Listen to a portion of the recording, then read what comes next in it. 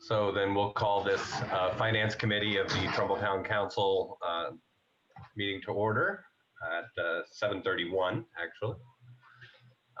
And let's begin, please, with a recitation of the Pledge of Allegiance. And you can all look at Mr. Morello's wall there if you want to pay attention to the flag there.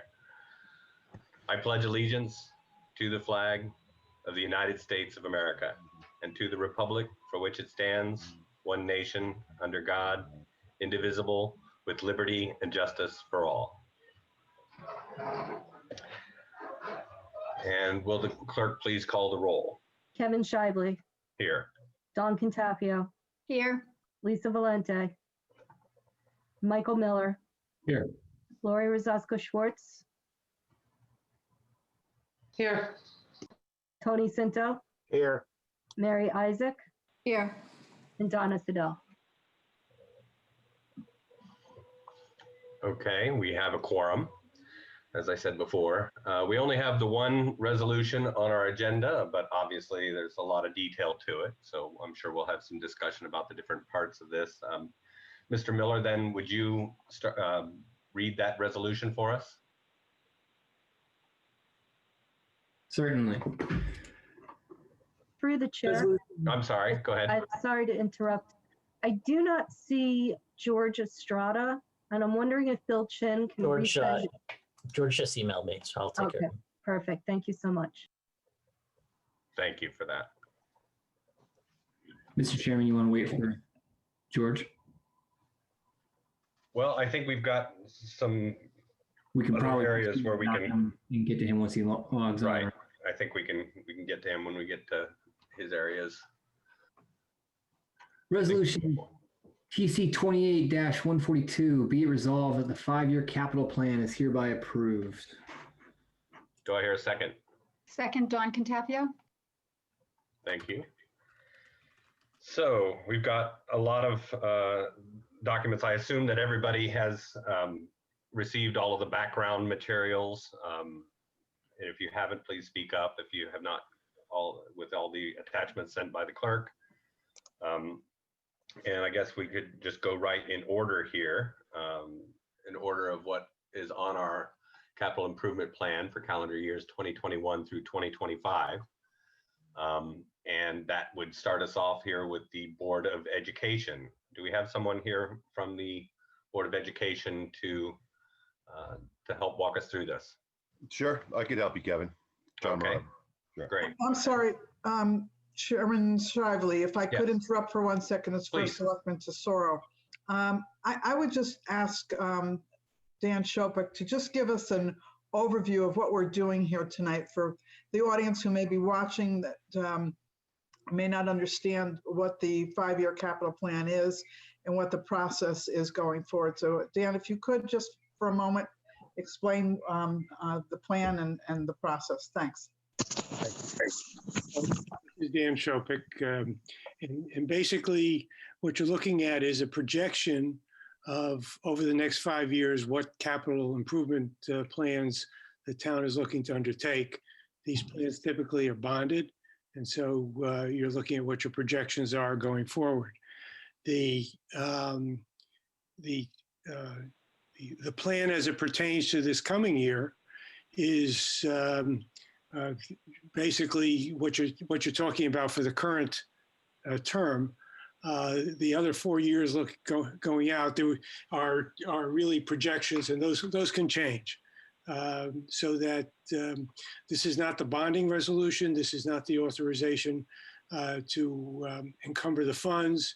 This is a look at what are the things and to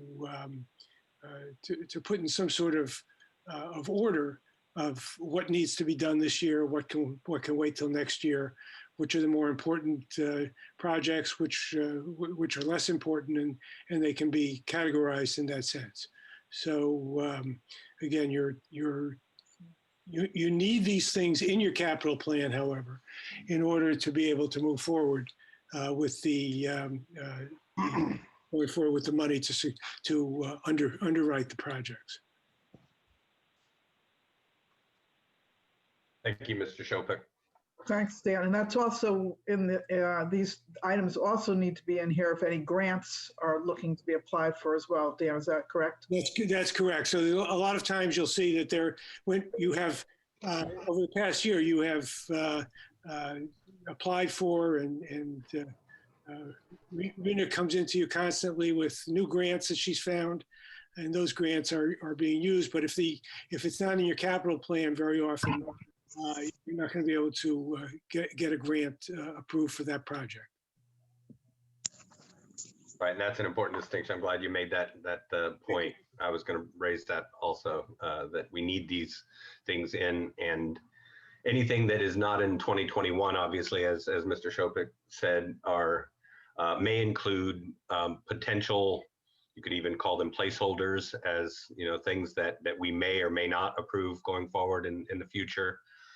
But like Mr. Shopik said, we have to have them in here if we want to try to go after any type of funding in terms of grants and things like that, so that we can show that these are things that we have planned ahead for and are intending to do. So any other comments or overview or any questions of Mr. Shopik about the process or any of this before we move into the different requests for funding? Hey, Kevin, this is Tony. Please.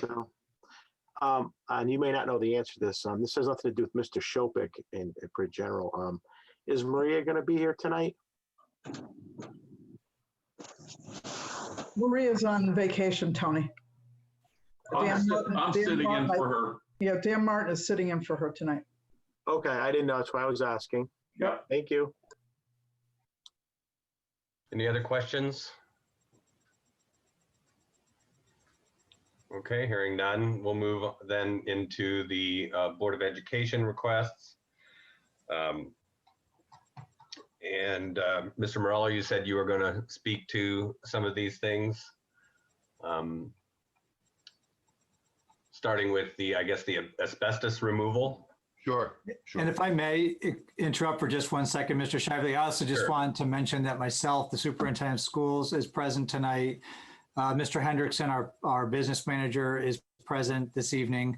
We also have Scott Kerr, who's our chair of the committee that works on the capital plan, and Lucinda Timpanelli, our chair, is also, I believe, on the phone with us this evening. So I'm not sure if I'm missing anybody, but I just want to make sure I pointed it out. There's a few other folks who can answer questions along the way, but John is much more knowledgeable about every one of these projects. So John's the right person to talk about it.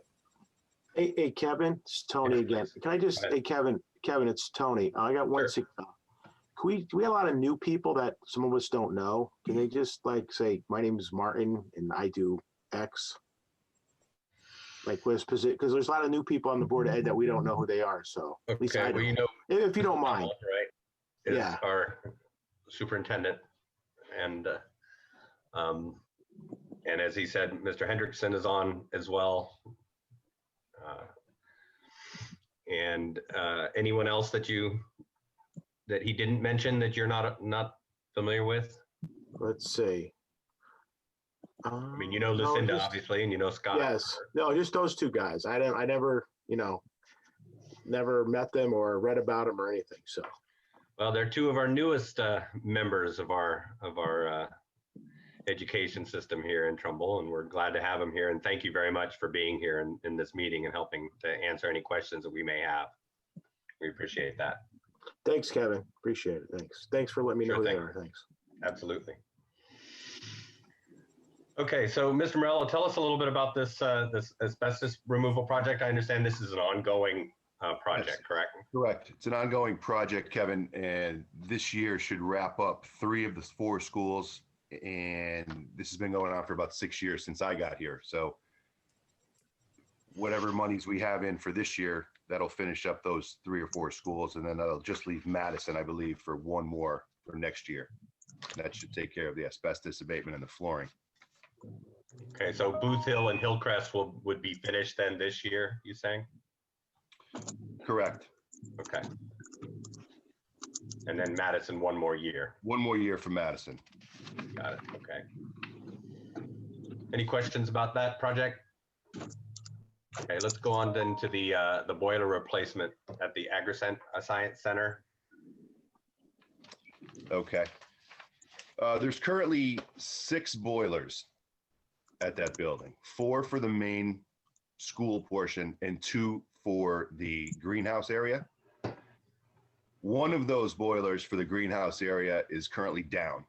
If we lose the other boiler, then there's going to be no heat in that whole section And of that's that. the greenhouse, is that correct? Correct. Yeah. Correct. So they'll lose a good portion of that building. There are classrooms in that area as well. The 4 existing boilers that feed the main portion of the building, the classroom, the main offices, the general purpose room, those are old and they're not efficient anymore. We could probably get rid of those 4 and do the same thing with 2 boilers. So do you replace the 4 with 2, you're saying? Yes. Yes. Obviously, the newer boilers would be more efficient. Much more efficient, Kevin. Okay. And then would we be getting any benefit of scale by doing all of them simultaneously? Well, if I could just say, all these numbers that you guys see in here for the capital for 2021, 2022, 2023, those numbers were inserted and obtained from the former director of the facilities department here at the Board of Ed. My role was I would meet some of the contractors, I would walk them through the buildings, but I was never privy to any of the hard numbers or the background or any paperwork pertaining to these projects. So that's where these numbers are coming from. So Kevin, when you ask me if there's any cost savings if we replace the 4 with 2 for the main part of the building as well as the 2 for the greenhouse at the same time, I would potentially say yes, but I can't speak to that, not having any hard information in front of me or. And not being a part of that bidding process? Correct. Okay. All right, that's fair. Anyone else have any questions about this? Yeah, Kevin, it's Tony. I have a question. Okay. Since this is the Agri-Science building, is the town responsible for the whole building, or do they get refunded by the state or by I'm the other sorry, schools Tony, that I use it? lost you Tony, are you talking to me? Because I lost you for a second. I'm sorry. Yeah, sorry about that. No problem. I was wondering if, since this is a Agri-Science building, correct? Yes, it is. And since this is a regional school, is the town responsible for all the repairs, or do we get subsidized by the other towns or by the state on this building? I would have to find that answer out for you, Tony. I really can't answer that. Nobody from the Board of Ed knows? I don't personally know. I think it's a great question, Tony. I do not know. I know usually when you build the facilities, there was a significant reimbursement when it was first built. I don't know the exact answer to that, but it's something that we can look into tomorrow. And that would be something that would be helpful to know, particularly before we actually approve the actual bonding, right? I mean, we can have it and approve it in the plan, but to know whether or not it's something we really want to bond for or go forward with would be helpful if we knew there was any compensation or covering of costs. Right. How many other towns use this building besides Bridgeport? How many other school districts, rather? It's a proper question. Paul, do you know, is it 5 or 6, I think? That's about right. It's 5 or 6. We can get you the exact number. It isn't. Yeah, that'd be. I just want to make sure that if they're responsible for whatever, that they Understood. that'd be super. I actually think I think it's actually seven districts that do that. But I wouldn't hold our breath on the state paying for upkeep. My guess on that answer will be that we're responsible for the upkeep. But we're still going to check tomorrow just to make sure we understand any reimbursement possibilities. Yeah, my recollection of the past on repairs on the building can't remember. So that's why I wanted to ask. Fair question. Mhm. Yep. Mm-hmm.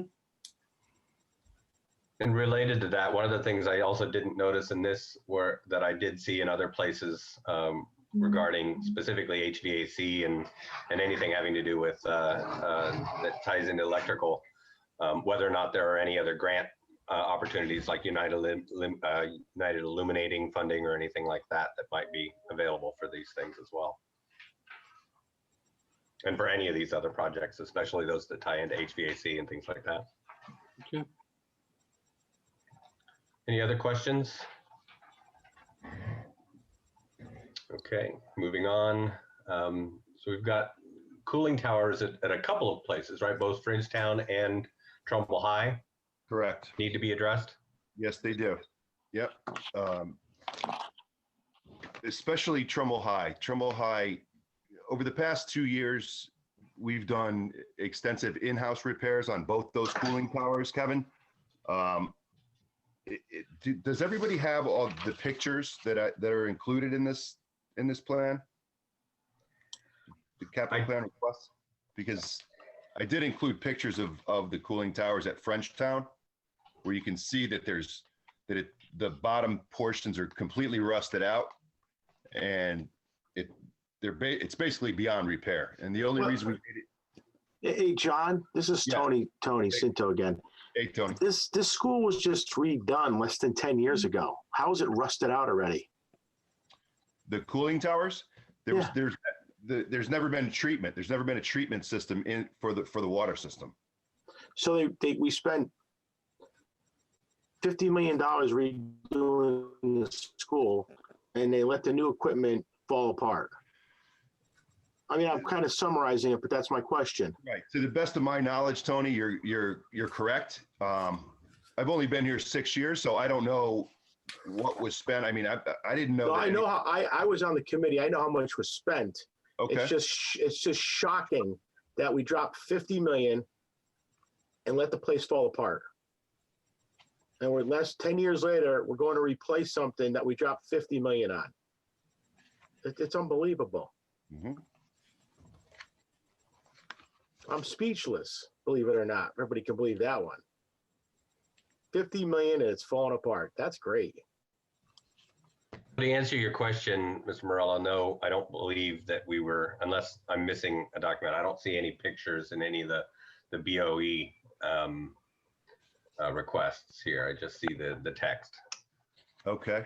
I don't think that was provided to us, but maybe we can make sure that we get those by the meeting on Thursday, just so that everybody has that material to be able to look at. Sure. No problem. This is Lucinda Timpanelli. Tony, can you hear me? Tony Cinto. I think he can. We can hear you. Yes, Lucinda, I can hear you. I just have you on mute. Hi, Tone. How are you? I'm all right. That's good. Listen, I was gonna. I don't know if you remember, back when they introduced us to the rooftop situation. Do you remember when they came and told us that they wanted us to have, we didn't need the Rolls Royce up there, and we could change it. And I think his name was Greg Smalley, who came and presented to us. So they changed it to this whole different system.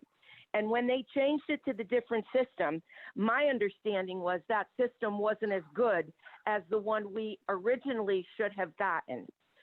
So if you're talking about some of the units up there, the one that caused the most problems was one of the RH units over the auditorium, okay? And that was the one that spilled the glycol, and it did it 4 times, Tone. I don't know if you were still on when it did it. No, I remember all that. I remember that. But do you remember all that? Yeah, it's just my point is, listen, and you're correct. It's just shocking that it's like buying a car and then 2 years later the wheels are falling off.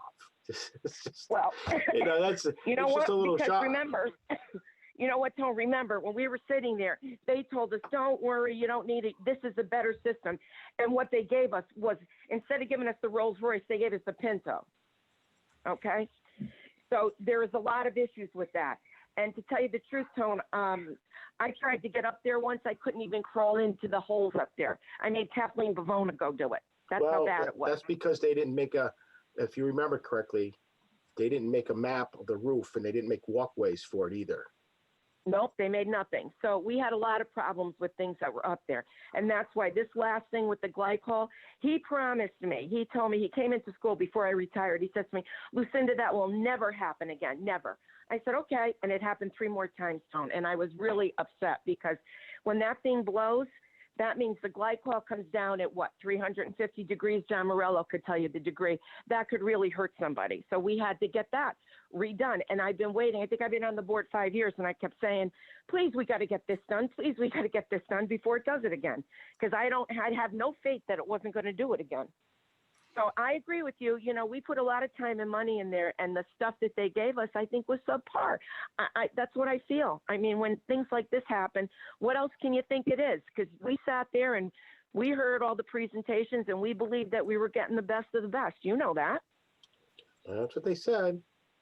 Can I ask Lucinda, Mary Isaac, is there a maintenance plan for these units that it just wasn't adhered to, or once you put it up, it is what it is, and it's going to last as long as it does? It just seems like there's. Well, I don't have a maintenance plan in front of me, and if John does, I don't know if there was things that we're supposed to check. I don't know that. I'm not, you know, I don't think Scott does either.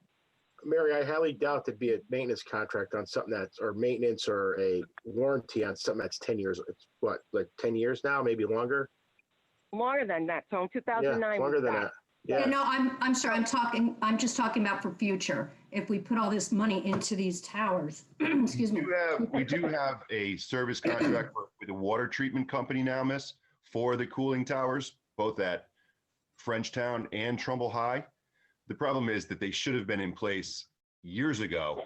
And now we are at the point where we're chasing our tail, trying to fix what's already beyond repair. So yeah, I'm talking future. So thank you. Correct. So we do have to fix the towers, even though we do have the treatment plan in place. Right. It's a good point to be made. I mean, obviously, regardless of how we got to the position where we are now, we're in the position of having issues that need to be dealt with. So correct. And all this equipment is out of warranty at this time. Right. Okay. Chair. Please. Mr. Morello, this is Mike Miller. So there's nothing else on the capital plan that would resemble anything like this cooling tower replacement for Trumbull High. It seems like the school's not falling apart, but should we anticipate anything else needing attention like this in the coming years? Michael, you're pertaining to Trumbull High? That's what you're concerned with? That's the glaring problem right now is the cooling tower. Is it a similar situation at Frenchtown? Correct. And for the same reasons? Yes, exactly. And in that case, both, there are two, right? That Yes. both need to be replaced. Is that correct? Yes, they do. Okay. All right. And the expectation is that they would likely not last beyond this year. Is that your assessment? If I had a guess, I'd say they wouldn't make it through another cooling season. We were lucky last year in a sense that the children were not in school in May, June, and July, or May and June, because we limped through the cooling season last year. Okay. Any other questions about that? The chair, Kevin. Please. I have a question. How long do these pumps last? The cooling towers, how long is the life expectancy on these? Or specifically on the ones that we would be replacing them with, right? The contractors that I met at both schools, specifically Frenchtown, he said he's seen cooling towers that have been 25, 30 years old that didn't look as bad as the one at Frenchtown. Thank you. So I would take that as the expectation with proper maintenance that the replacement should last us 25 to 30 years. I think to answer Ms. Contafio's question. Okay. Any other questions about that? Either of those projects? Okay. Well, Kevin, isn't Frenchtown almost 20 years old? I guess it is. Yeah, it's about that. So that's about in the So Like, apparently that may have see- fared better than Trumbull High then. Yeah, there's no Correct. treatment. There's no treatment in that system. So I mean, it shouldn't look the way it does now. I mean, I'm not a HVAC specialist with cooling towers, but it shouldn't look that way. Okay. Any other questions, comments? All right. So I understand that the data center project is no longer planned. Is that correct? Because we decided not to move the Board of Ed from the Long Hill Administration Building. Right. I think there's a few things on here that we're hinging upon whatever was decided to do with the Long Hill building. You know, the pay, Right, I mean, including the pavement and the drainage. I mean, Yeah. that building is, you know, it needs a roof. It's half the building doesn't have gutters or leaders. The basement is just a disaster. The electrical infrastructure is maxed out. So, I mean, a lot of money could be put into that building, but again, from what I know there's been some talk about possibly moving that building, but I'm really not privy to any of that information. Is that going to happen? Is it not going to happen?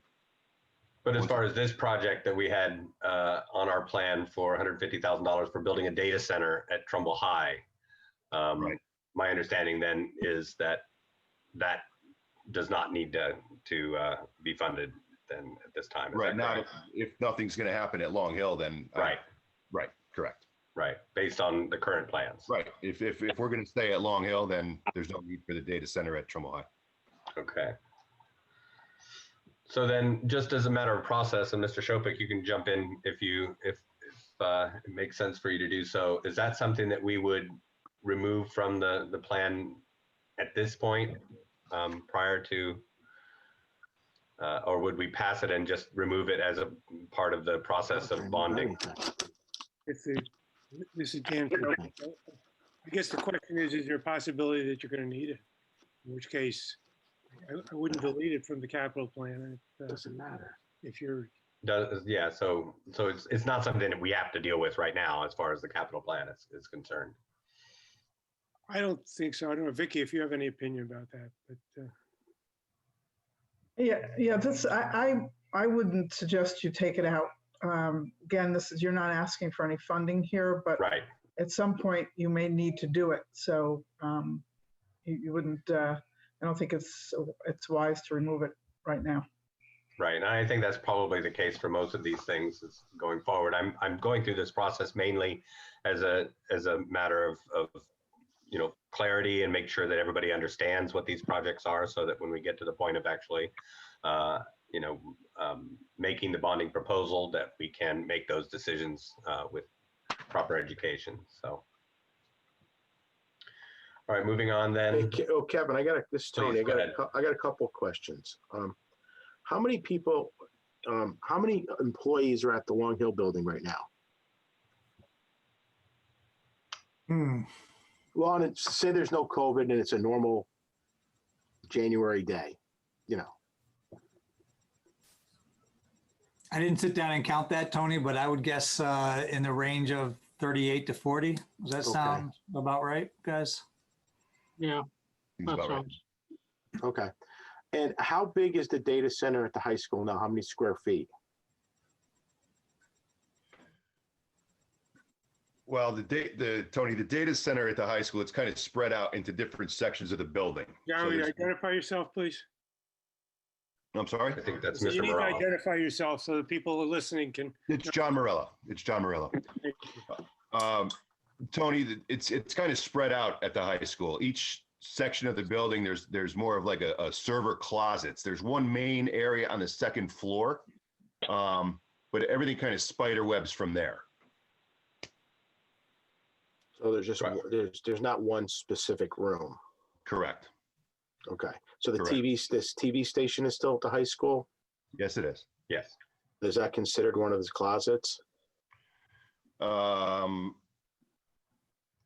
going to say no. Okay. Is the TV station connected to any switches that feed those closets? Do you know the answer to that? I don't know the answer to that, Tony. Okay. I won't get too technical. All right. Thanks very much, though. Thanks. Right, just for point of clarification, this would be a project to actually build a new data center at the high school. Well, I was just trying to get a layout of what they had. I don't, Right, okay. I don't And remember. I think it is. I think they do have things connected to the network there because they do access the school network from there anyway. From my understanding from being on the TCTV committee. All right, so any other questions about that? All right, so let's keep going then. There's a proposal to improve the functionality and wellness fitness center. And this would be just to hire design work for this. Is that correct? That's correct. And there would definitely need to have more people involved in what the requirements would be and what their wish list would be for this area. So that money is just allocated for design. Right. Okay. And the project itself would not commence until the 2022, right? And That's probably correct. be funded from any bonding. Yes. During that year, for that year. Okay. If there are no other questions about that, you I have mentioned. one thing. Go ahead. Go ahead, Oh, Mary. sorry, Mary Isaac. The Board of Ed did add 35,000 for that, for the design that was not in the schedule before it was taken out, I believe. They put it back in at their last meeting. Into the capital plan you're talking about? Yeah. Yeah. So the 1,000,001 is in the year 2 of that. The 35 was put back in the other night. Okay. It's good to know. Thank you. All right. Well, you mentioned the paving, right, and some of the other work that would need to be done at the Long Hill Administration Building. That's a parking lot and drainage work. That's part of the paving projects. Correct. Yes. Along with at the bus garage and also at Jane Ryan. Right? That's correct. Yes. I did walk Jane Ryan with Bill Mauer last week, and we got the ball rolling there. We had some questions, and I have to get back to him with some answers as far as principal wish list and parking and some lighting issues. So, but we did walk the property, yes. And this is Kevin again. This is and the Long Hill and Jane Ryan projects would be actually done this year, but the other one would, for the bus garage, would just be for design and permitting. Do I have that correct? This is Bill Maher. Mr. Chairman, yes, that's correct. The design for the bus garage is the design and permitting because it involves piping an open culvert. Okay, thank you. And Jane Ryan School, I did walk that with John last week. There's numerous ADA compliant components to the sidewalks that needs to be addressed. You mean like cutaways and things like that? Yeah, there is, it's missing compliance. Right, okay.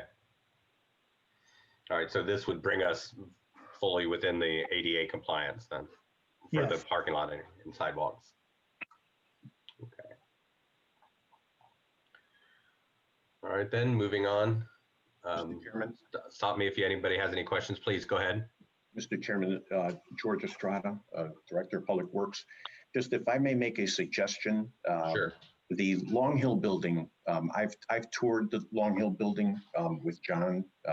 And if I may suggest for consideration by the council, providing a support to have that Long Hill building HVAC system and roof evaluated and the plan developed by an engineer, that would then allow them to come back to this committee for financial support in the future. But the first step really, the roof there is in very bad shape and the HVAC system there is definitely at life end. So I would suggest that a good first step to consider would be an evaluation of those systems to then develop a plan for funding. And that's something that you're suggesting, you'd recommend recommend for this year, for 2021, the evaluation? John, do you think you could pull that off, right? Well, Yes, yes. because I really I'm going to be doing something similar with the town hall on the HVAC system. So we will be bidding that out. John, we can work together and do it as a pull them together so that the same consultant can be used in both. We'll have to write the right specifications for that, but or the right bid package. But then what that will allow them is to come back and with a plan that has budgetary numbers and something to support a further investment. What would be the timeline for being able to get some sort of numbers? I'm hoping within the month to go out for a RFP that would allow us to hire someone to provide the service. And then once that's in place, probably a couple months for that organization to really get through the building and do evaluations and come back with recommendations. It'll be a give and take, but I would say by late spring or early summer, a plan would be in place.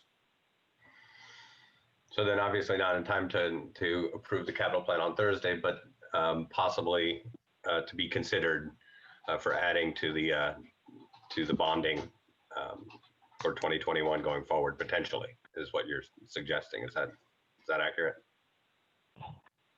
If I may, this is Vicky Tesoro. I believe what George is saying, that this amount should be added to the capital plan in 2021 so that it can be bonded when we go for the one-year bond authorization next month. If you don't, so we would need to add that tonight. If you don't put it in here, you wouldn't be able to do that. That's what I'm understanding from the conversation. Yes. That would be the suggestion. And then the Board of Ed in its plan next year for funding corrective measures would come back to this body with a more in-depth suggestion of what a professionally licensed firm has suggested be implemented in that building. I would just defer to Mr. Shopik for a minute. This was a plan, the capital plan that was approved by the Board of Education. Can we make changes to this plan at this point in time to add or delete something from it? Well, let me ask you this. Is this in George's proposal for, we're talking about design at this point, so. I don't think for the Long Hill building would it? Oh, but I don't know how much money you have in there. You're talking about combining the two plans.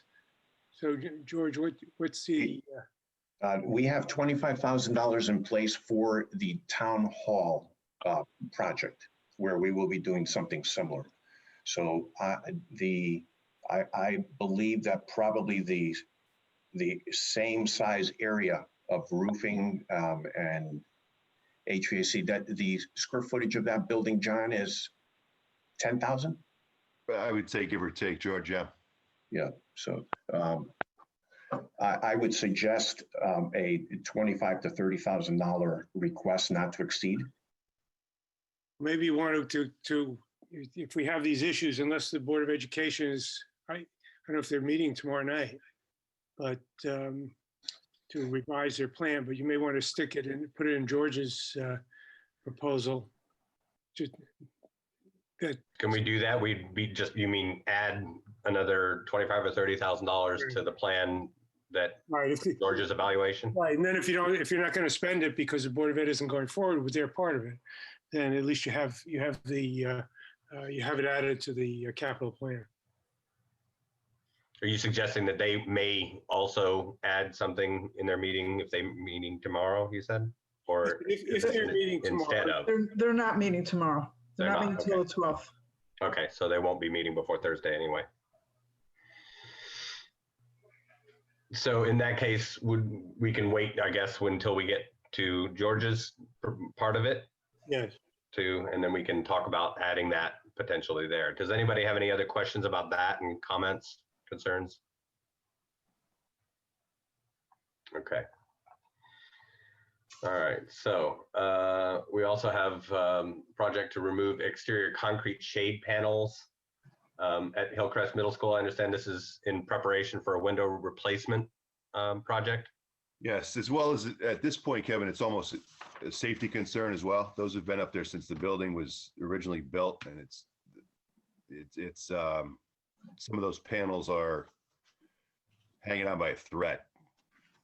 So it's more of a safety concern at this point. And you're right, there is a slated window project in, I believe, 2023. So it's going to have to be done prior to that anyway. But the immediate need would be for a safety concern. Okay, great, thank you. Any other questions about that? All right, moving on then.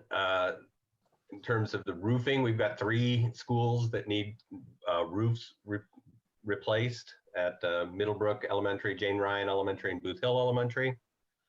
I understand that the Jane Ryan and Booth Hill are both 1991 roofs, is that right? Yes. And what's the age of the Middlebrook roof? I'm not sure. I'm not sure, Kevin. All right. 'Cause I didn't see Kevin, Yeah. it's Dan Martin. Yes. Our records indicate that Jane Ryan roof was replaced in 2010. 2010. So is there a reason why we're doing it after 10 years as opposed to almost 30 years? I don't have any backup for that roof being done in 2010. We spent close to $1.2 million with a bunch of it going to Greenwood Industries. Well, I believe there was a building committee for that also, Kevin. Okay, You're right, so Tony. there'll be records. Was there a building committee? I'm sure there was. I believe there was a roofing building committee. This is Dan Shopik. Mhm.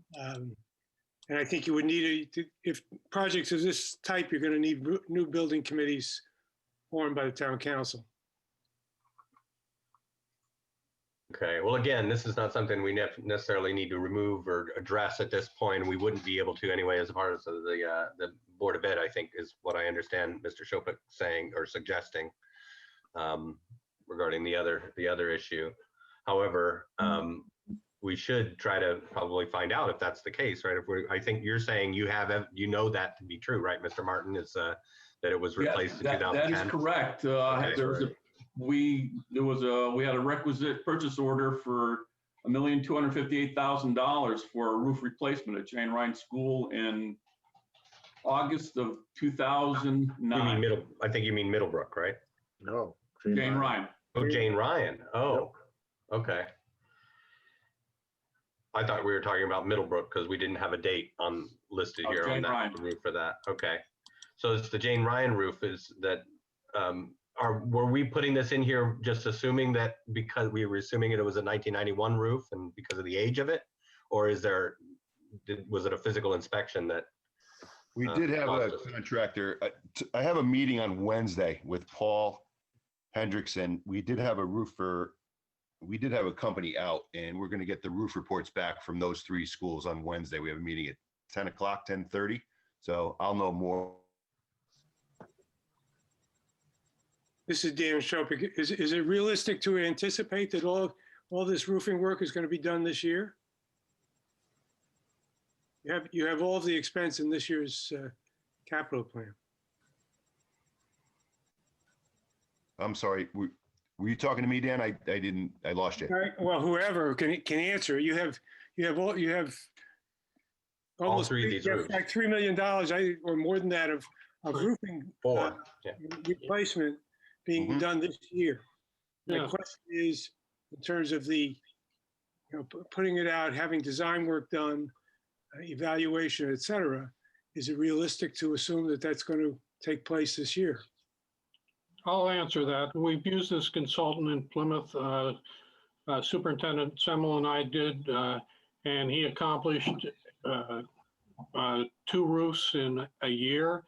And John and I will be speaking with him on Wednesday, and we will ask him that question exactly as to the extent of the work, the length of time required to do it, and the potential cost. Okay, thank you. And of course, we're going to look into this question about that Dan Martin brought up in terms of when that Jane Ryan roof was last done. That's something we're going to have to look at, because obviously this has been a project that was approved on the 5-year plan before. We didn't put this project on this year. This is not, I don't believe this is new to this year. So this project has been on this 5-year capital plan. So it's something for us to go back and look at and see the history on that. So I appreciate Dan bringing that up. This is Scott Kerr.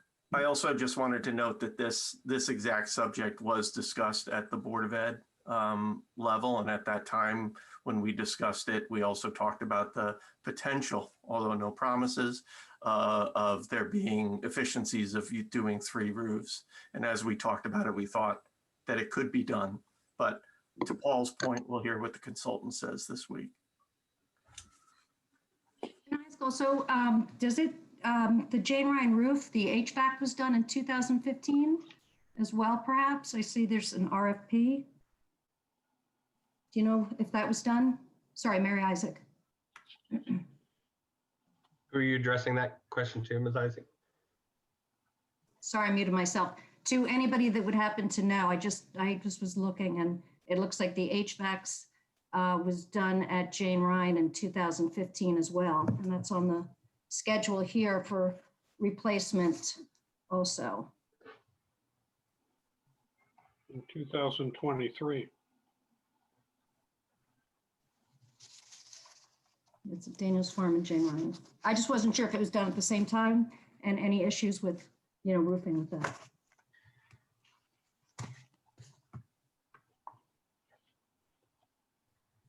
I mean, there are rooftop units on that building, Miss, that do need to be replaced, but I can't speak to if they were just looking at them on a daily basis. I would say that they were not replaced in 2010.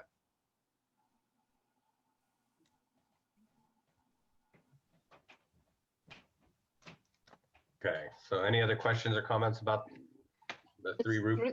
Through the chair, I Please. just want to make sure that we have a date for Middlebrook Elementary. If we could verify a date that roof was actually replaced and when, that would be helpful. For Middlebrook, you said, Dawn? Yes. Dawn Contapio, yes, please.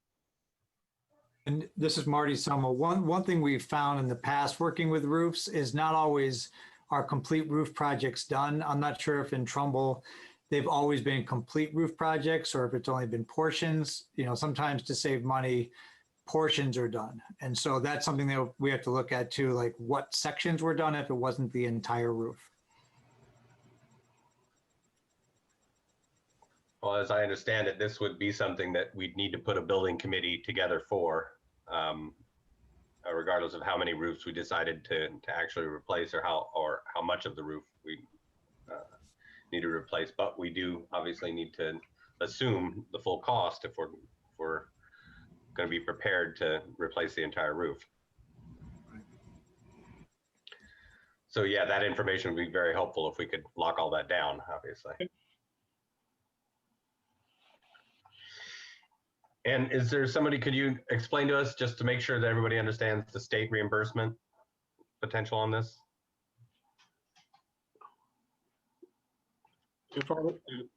In our past experience with this consultant, he indicated that unless our threshold of reimbursement approaches 50%, it isn't worth it. And we will pose that question again to him when we meet with him this week and update his analysis on that. Great. Okay, if there's nothing else on that subject, can you tell us a little bit about the elevator cylinder upgrade code? Right. I understand this sounds like a safety issue, does it not? Correct. At this point, Kevin, it is a safety concern. It's about $60,000. I mean, I have the quote, I have all the paperwork here, and the main item here that I see on it, reduces the chance of catastrophic failure. So I don't think I have to go any further after that one. I think this has to be done. I mean, we have a lot of children that use that elevator on a daily basis.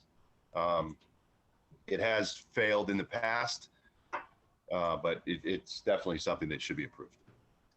I'm sorry, Kevin, it's Tony. What school are we talking about with the elevator? Did you guys say it or I just missed it? Jane Ryan? Okay. Thanks. Sure. Shows you what I know. I didn't even know Jane Ryan had an elevator. Oh, yeah. Okay, so any other questions about that? All right, we also have some money in here for auditorium improvements at Trumbull High School. Various things, defective aisle lighting, improving the video projection system, audio system upgrade, lighting, theatrical lighting. Correct. Yep. This is, apparently these requests have been made for quite some time, a few years. I did meet with a contractor and a couple of gentlemen from Trumbull High that do oversee the auditorium. They did have a list of items and we did prioritize, and these are the 4 or 5 things that came up and that they would like to have addressed. And some of them are a safety concern. Some of them are upgrades. And a lot of these items have failed at this point. So it's not running, the auditorium is not running the way it should be running with the existing equipment. Hey, Kevin, this is Tony again. Please. Now, I know that the thing was built like 10 years ago, just from wear and tear or just not the greatest equipment that we got the first time around? From what I understand, Tony, it wasn't the best equipment that was put in when it was done.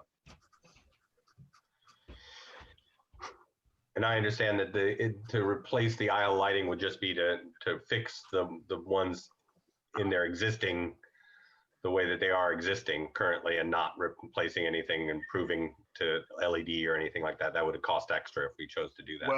Well, to be honest with you, Kevin, some of the components would have to be replaced because what's there cannot be obtained. Some of it's antiquated at this point. So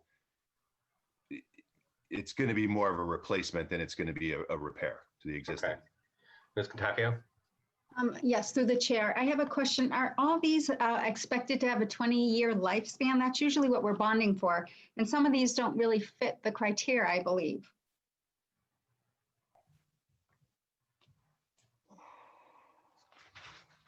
Defecting or missing fixtures on aisle seatings, those I don't think would be expected to have a 20-year life, would they? Probably No, not. we're not really talking about this. I'm sorry, this is Scott Kerr again. It's not just replacing the instruments on the sides of the lights, it's the whole system is failing. Like there's a whole aisles that are not lit. But we usually bond things that, you know, have a life expectancy, excuse me, of 20 years or more, and these not fit that criteria. So I don't know why they'd be in the capital plan if they're not really under the guide that we're usually looking for to replace things. Wouldn't that just be a general expense? That's correct. What Ms. Chairman Catafio is saying here, you know, are these really items that should be in the capital plan, or are these operating expenditures that should be in the operating budget to be replaced? Exactly. Thank you.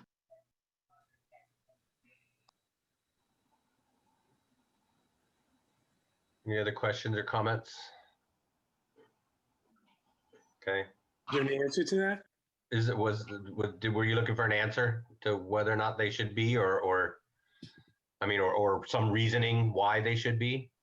Yeah, why they're in the capital plan. Is there anyone that can speak to that? Why we would need to have these in the capital plan and bond for them as opposed to them being operational expenses? That's correct. Can anyone provide an explanation? And perhaps Dan Martin can speak to this as well. Or Kevin, how about a better question? Why wasn't this stuff replaced as it broke over time rather than all at once? Did they Band-Aid it? They didn't want to fix it. You know, if I remember correctly, they dropped a mother load on this auditorium when we put it in. You know, what And I'm I was saying told- is this, I'm sorry. And I was, I mean, I was told, another problem with the auditorium was I was told it only leaks when it rains. And Dan remembers that comment. So, so I'm just shocked again that the amount of money that was spent in that auditorium, that it's falling apart like that. But I don't understand why it wasn't fixed over time. If something breaks, you fix it. Now, like the guy was saying, the whole row of lights are out. The whole row doesn't go out in one day, it probably goes out a little bit at a time. So, I mean, I would like to know the answer. Why wasn't it maintained more than, and she's right. You don't bond light bulbs or fixtures or stuff like that. That's correct. Because fixtures aren't going to last 30 years. Not many of them do, especially if they're used. Those lights run hot, they burn out. So Not that I disagree with you, Tony. This is Kevin again. But I think, as Mr. Kerr said, that it's at this point it's more of a replacement than fixes is what they're going for. However, I'm not sure that still would qualify based on what Ms. Contafio was saying. no, I agree with that. It's not, fixtures shouldn't be capital expenses. Yeah, this is Dan Martin, and I agree with Dawn. And the whole process here is the 20-year life. These are going to be capitalized fixed assets for the town. And something like this is a maintenance and repair type item as far as we would be concerned as well. Be more in the operational expense column. Correct. Well, Scott, could you address that? You said it was an entire system. Well, yeah, I mean, from what I saw, and I was on the visit with John at the auditorium, and the aisle lighting system is not functioning the way it should be. And quite honestly, I'm not an expert, but I would think that aisle lighting should last 20 years. And I think the project is, going to be tens of thousands of dollars to do that. So that's my answer on that. Again, on things like replacing the projector, I think, yeah, there's a point that a projector probably isn't going to last 20 years. So there may be items in that bucket of 175,000 that shouldn't be capitalized by the town.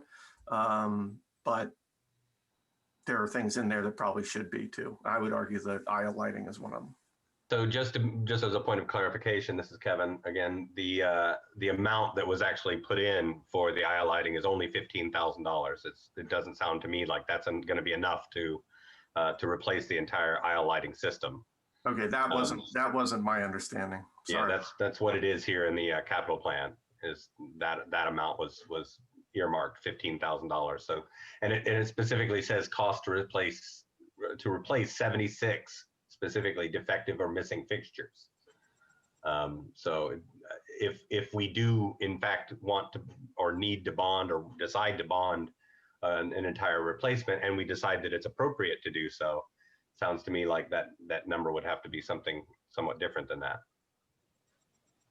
And I definitely stand corrected on that. Okay.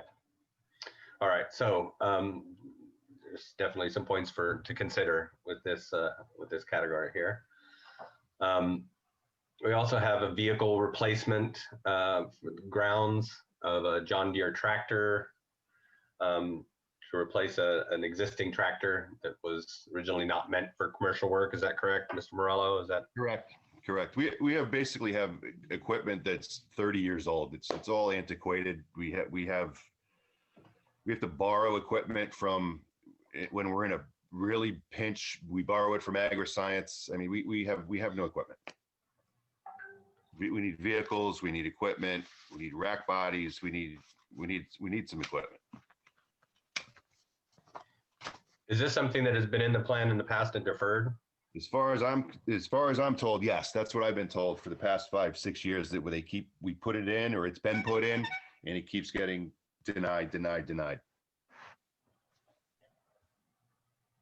Any other questions anybody have about that? I put it in this plan and we put it in the Board of Ed operational plan. I need vehicles and I need equipment. So I put the vehicles in the operational plan and I put the equipment in the capital plan. Capital plan. Ms. Contafio, have a question? Yeah, but I want to research one other thing and I'll get back to John. Okay, Okay. and then, all right, thank you. All right. Any other questions about any of this in the Board of Ed funding requests here for bonding requests? Is there anything else in here other than the roofing projects that may or may not, just out of my own curiosity, may or may not require any kind of building or other project committees? So I think that was the only one that I saw that would definitely require a building committee. Okay, not hearing anything, so I'm going to assume no. In that case, we can move on from the Board of Ed request to roadways. Kevin? I'm sorry, go ahead, please. Hi, I'm sorry. I apologize. I'm going to have to sign off after the roadway section. I just want to let you know that. Okay, and that still leaves us with a quorum, does it not? Yes, sir. Okay, thank you. Thank you. Just want to make sure of that. Okay, so we have a schedule here of all the roadway and paving improvements. Does anybody have any questions regarding this plan?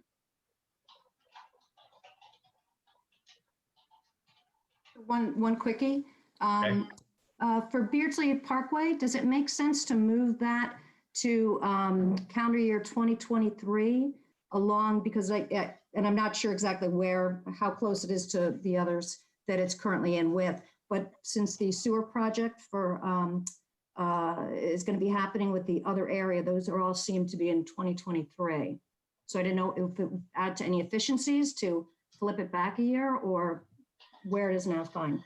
So this is Kevin. My understanding, and if Mr. Estrada is still with us, or Mr. Morello or whoever may need to address this, is that there currently isn't. I mean, if you're talking about the sewer project in Nichols, my understanding was that was not currently moving forward. I thought there was a phase 5 in here. To the chair. Please. The sewer project is in design right now. It's still in design. Whether they're going to go forward with it or not is another question. But we are moving forward with a small portion of that section. And that overlaps with the areas that are in black here for 2023 in paving? That's correct.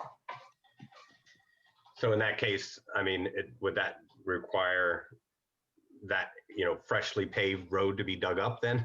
Is that what you're Yes. Well, potentially? Let me just get to the map. I can't remember if that one said it was a portion of Beardsley, so I didn't know if it was the portion that would already be paid. So we did a hot in place treatment on a portion of Beardsley a couple of years ago because it was in such bad shape we couldn't even plow it. So that was really just a temporary thing until the sewer project goes through, because there's drainage that has to be added to that road when we do the sewer project. So that road will be redone with the rest of the project. Right. My understanding, since I actually live on that road, that there are some drainage issues still ongoing that, especially down at the bottom towards White Plains Road, where the water pools up and causes some basement flooding and things like that down there. So is that that's some of the stuff that you're referring to? Yes. Okay. All right. So that's something that we're going to need to consider then. Is that what you're saying, Ms. Isaac, is whether or not that's something that could move forward that quickly? Is that? yeah, it's the other streets are all in the next year that are associated with that Plan 5 of the sewer. So that's the only reason I was asking about that. So you wouldn't, again, pave it, have it all nice, fresh and done, and then tear it up the next year, perhaps. It would move out with the rest of them. Okay, thank you. Right. Okay. Any other questions about the roadways? All right. Which leaves us to public facilities.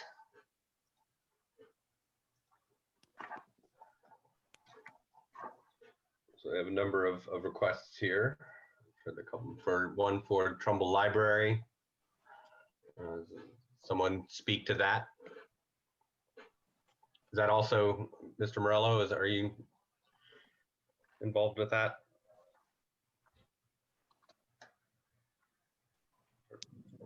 Did we lose Mr. Morello? I believe, That's on the town side. That's on the town side. I'm sorry. Okay, yeah, that's right. Dimitri? Dimitri, You want me to go with thank this, you. or you want to run through it, George? You tell me. Dimitri, you start on it. Tell me the exact project that we're talking about at the library, and then I can go forward. So we've got a few things that were on this request. One is for a new alarm system, alarm and fire, security and fire alarm system. Also building maintenance system to control the HVAC system, and also expanding the parking lot. In year one, our in biggest- year one, actually, you know what? Actually, now that I look at it, we don't actually have anything in year one here. No. So I guess we can probably just skip over this for now and just leave the things in the future. Correct. My apologies. I should have looked more carefully at that on that one. So on the town hall, then, though, we do have some things in year one, specifically to replace the HVAC system, and also to do some replacements of the town hall sidewalk. Yes. So the sidewalk program that we have already had in place is really to address safety issues all around the crumbling infrastructure around town hall. There's straight up safety issues, and we're sort of phasing those in as we see an area that we can address. We do it on an annual basis. This year, we obviously got stumbled up quite significantly in any of those project initiatives, but that still needs to move forward. As far as the HVAC system, as well as the design work that would go along with it, the entire HVAC system on the town hall is well past its usable life. The building management system that actually controls it is so eccentric that literally it's constantly out of sync. You can't address even changing the temperature in the areas that it was designed to work with without a failure. So we're looking at major upgrades to that building, as well as all of the other building management systems town-wide. That would be part of the evaluation that we're looking to do for year one, and then replacement moving out. Is that correct, George? Correct, absolutely. And this ties into the discussion that we had just a little while ago with the Long Hill building. We have, as you can see, a $25,000 line item from last year, from 2020, that is about to go out to, that will go out to bid in the next month or so for the design services to do the full evaluation of that HVAC system. Because what's important is to not end up with a proprietary system that's going to limit our ability to control and establishing a platform that we will roll out across town buildings so that we could standardize on one building management system. That allows for remote adjustments. You know, there's some sort of failure overnight, signals will come out.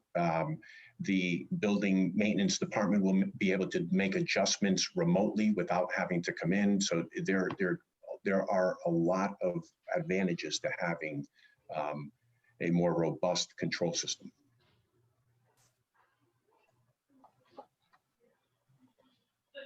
Any additional questions or comments about either of those two projects that are on the 2021 capital plan?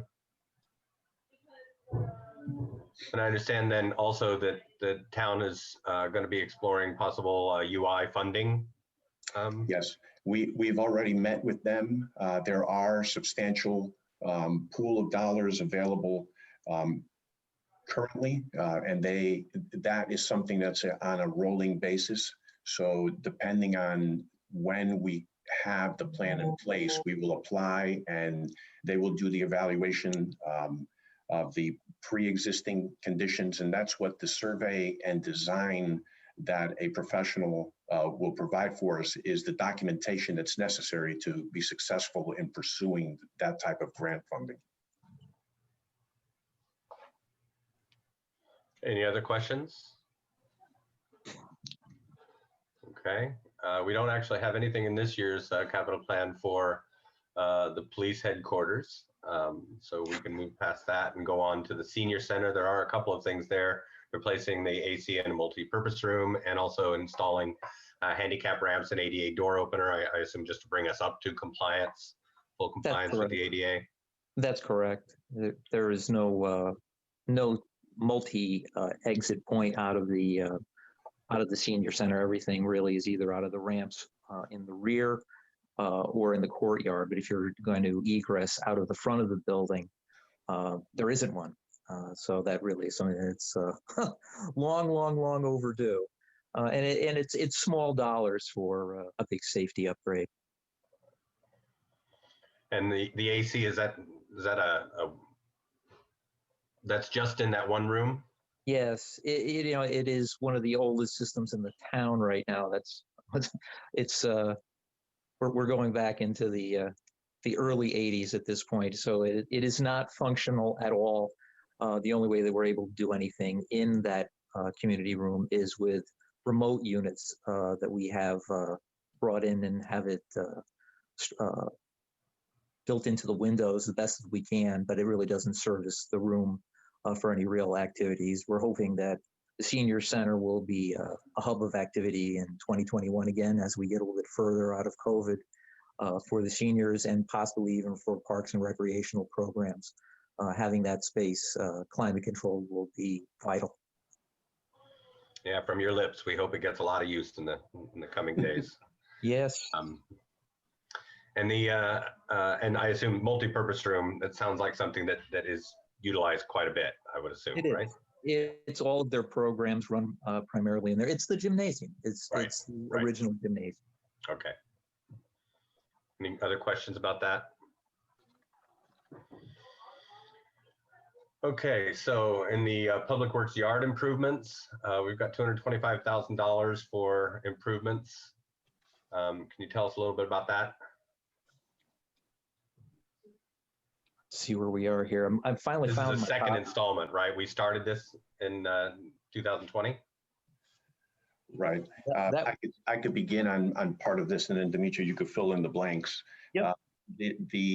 We have been in design the past year, and we hope to bid this, Bill, correct me if I'm wrong, end of January. This will go out to bid, the culvert. Yeah. So this will be, we currently have a natural stream that bisects the yard, and it's a natural barrier and an obstruction to the flow of particularly for large equipment. So it isolates an entire area that we can't, when we are able to tie it back into the yard, it creates a very functional area for staging equipment and other materials that we use. So the project is the installation of a culvert along to cover that stream in one section. They obviously fill that in and then prepare it for pavement to tie the two sides together. And then finally the restoration of that area and the corridor that enters into the Public Works area there that is it's in great disrepair. If I may I show a short, I believe it's 8 or 9 slides that I prepared earlier just as a visual, so that, because my understanding is, although everyone knows where the Public Works yard is, many people haven't even had a chance to really get around the Public Works yard and see what it is. If I may, I'd like to just share that with you for a moment. Certainly. Bill, can you Yep. Share his screen? Yeah.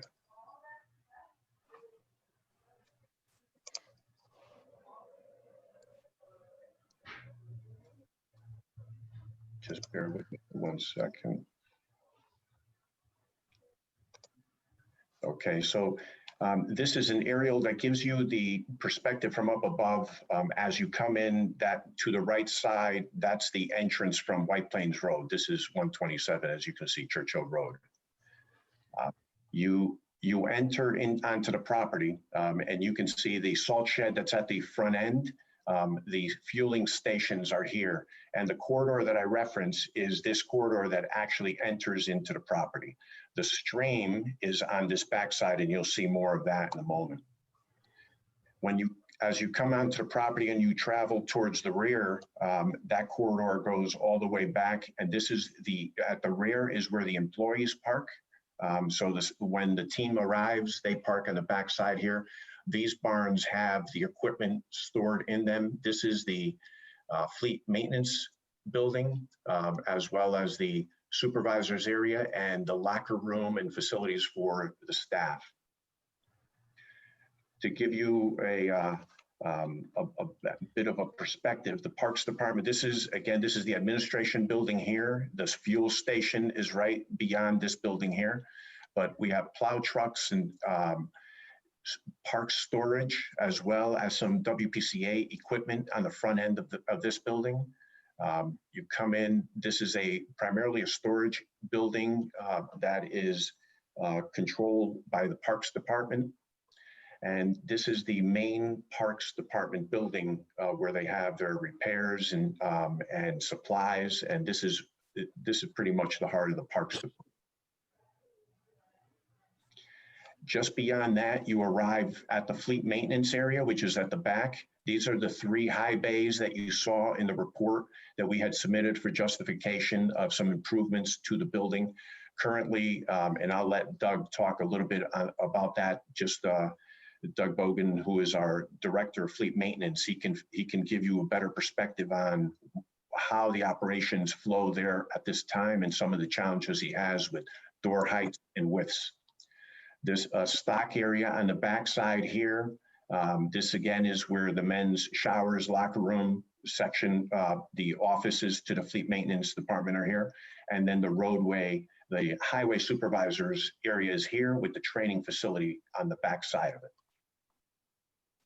And the culvert that we were talking about is basically, the stream flows through the property, but we are only looking at at filling this area in here that would activate this entire rear side of the yard to make it functional, because today this is the way in and out. So you have to travel all the way through the parks complex to come in here to enter into this rear area. So it becomes kind of a dead space for storage of equipment currently, but that'll become a much more functional space.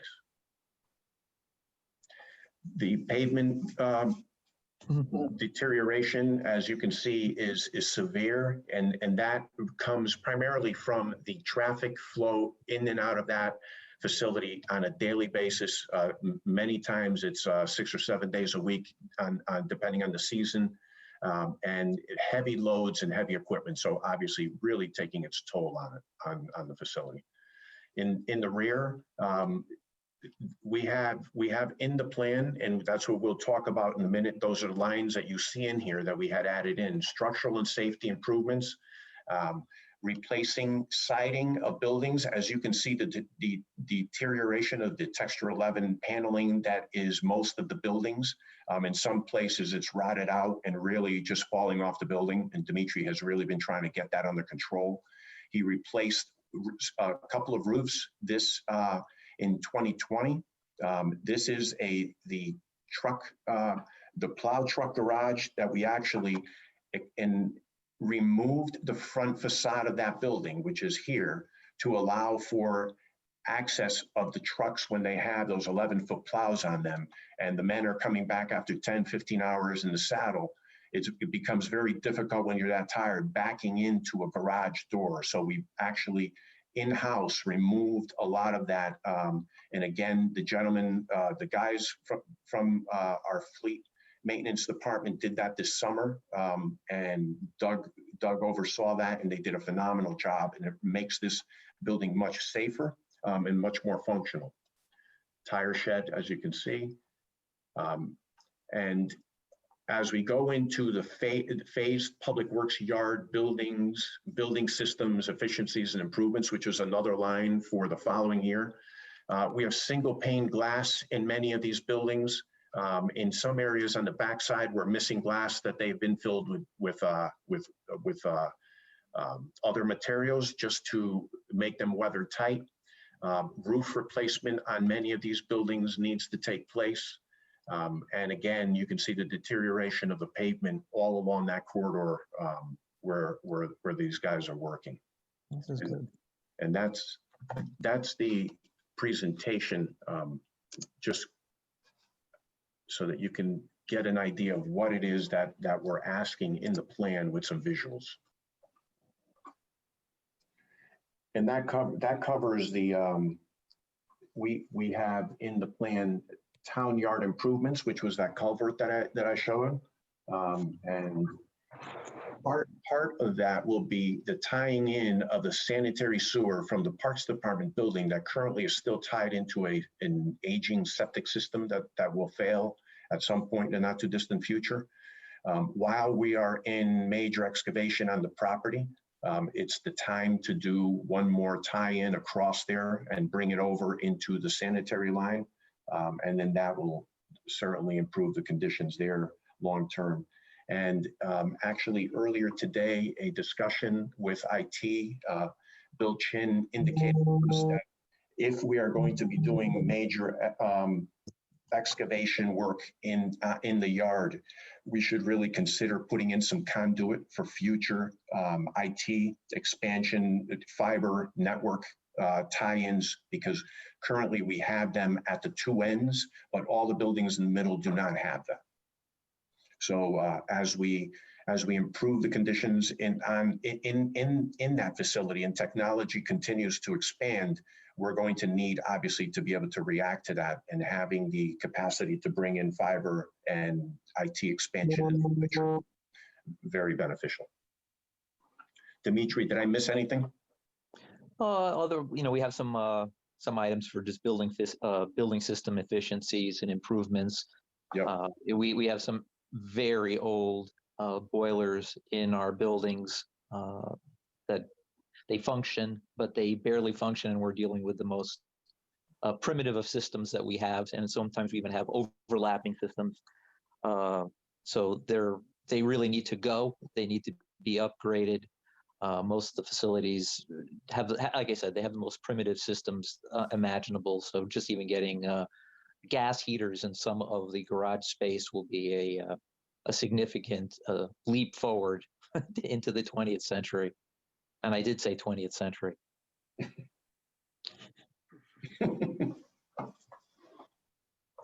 That's all that. Just so we're all clear, this initial in this year is completing the culvert fill in and all that, and make that whole area usable, more usable, and along with that tying into the sanitary systems initially, right? That's the first step in this whole 5-year project plan. Yes, and the other two that we added to the plan this year, we moved into 2022. Although we would like to undertake all of those, being sensitive to the level of ask in this year, we shifted those out, and we will phase those in over the next couple of years in improvements. Correct. Okay, any other questions or comments anyone have for Mr. Estrada or Mr. Paris? Okay. Moving on then to public facilities in the EMS building, I think is where we are next, because you kind of covered all of the stuff in the yard. Yeah. The restrooms? Yes. The restroom renovations. So there are two overnight suites in the EMS building right now. Both have sustained significant water damage, and we have quotes to replace the floors, the shower enclosures, the fixtures. They're relatively small, but people live in that building, every day of the week, and they really need to. They really need a clean, safe space that can be managed, and at this point, it is not possible. The tiles are literally falling off the walls with rot behind them. So it's a redo, and it's a pretty economical cost for 2 bathrooms. I think we supplied you with quotes on all of that. Right, and that's for 2021. That's the 35,000 I think we have in here. Correct.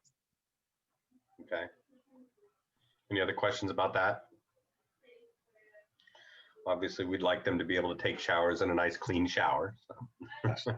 They, with all of the great work that they do, they definitely. Absolutely, especially after the year that we put them through. Yes. Or that they've been put through, I should say. Yeah. We didn't do it. So moving on then to, let's see, public facilities, we have a roof that we need to replace in the transfer station, is that correct? Yes. Dimitri, you take that. That's pretty straightforward. What year are we looking at there, Doug? You have that one off the top of your head. I think the roof replacement is in 21. No, the roof that is currently there. Oh.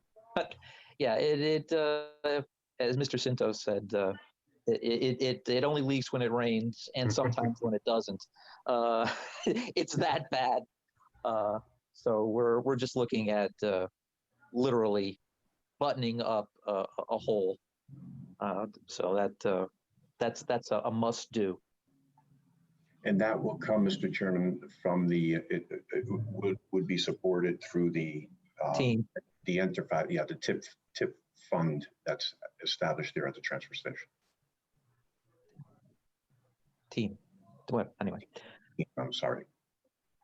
Right. So 40% being covered by team and the town picking up the other 60%. Correct. Right. Wait, hey, Kevin, it's Tony. Yes. What TIP fund? Team. Team It's fund? 3 towns. It's the 3 towns, Tony. Oh, okay. All right. Thanks. I thought I heard the word tip. Sorry. I said that initially. My apologies. Oh, Trumbull, Easton, and Monroe. Correct. Right. It's this is just for it's Dan Martin. Just for clarification, the 140,000 is the town piece, or is that the total deal? That's the total estimate. Correct. So then 40% of that 140,000 is that a reimbursement, or do they cover the costs at the time? I mean, is there a fund? It'll come from the fund. It'll come from the fund. Okay. So does that mean that we don't need the full 140,000 in the once we go to bonding for this? Dan, I'll let you answer the technicalities on that. Certainly, for purposes of your of this capital plan, you want the whole thing in there. Okay. So how that later on how that gets divided up is another question.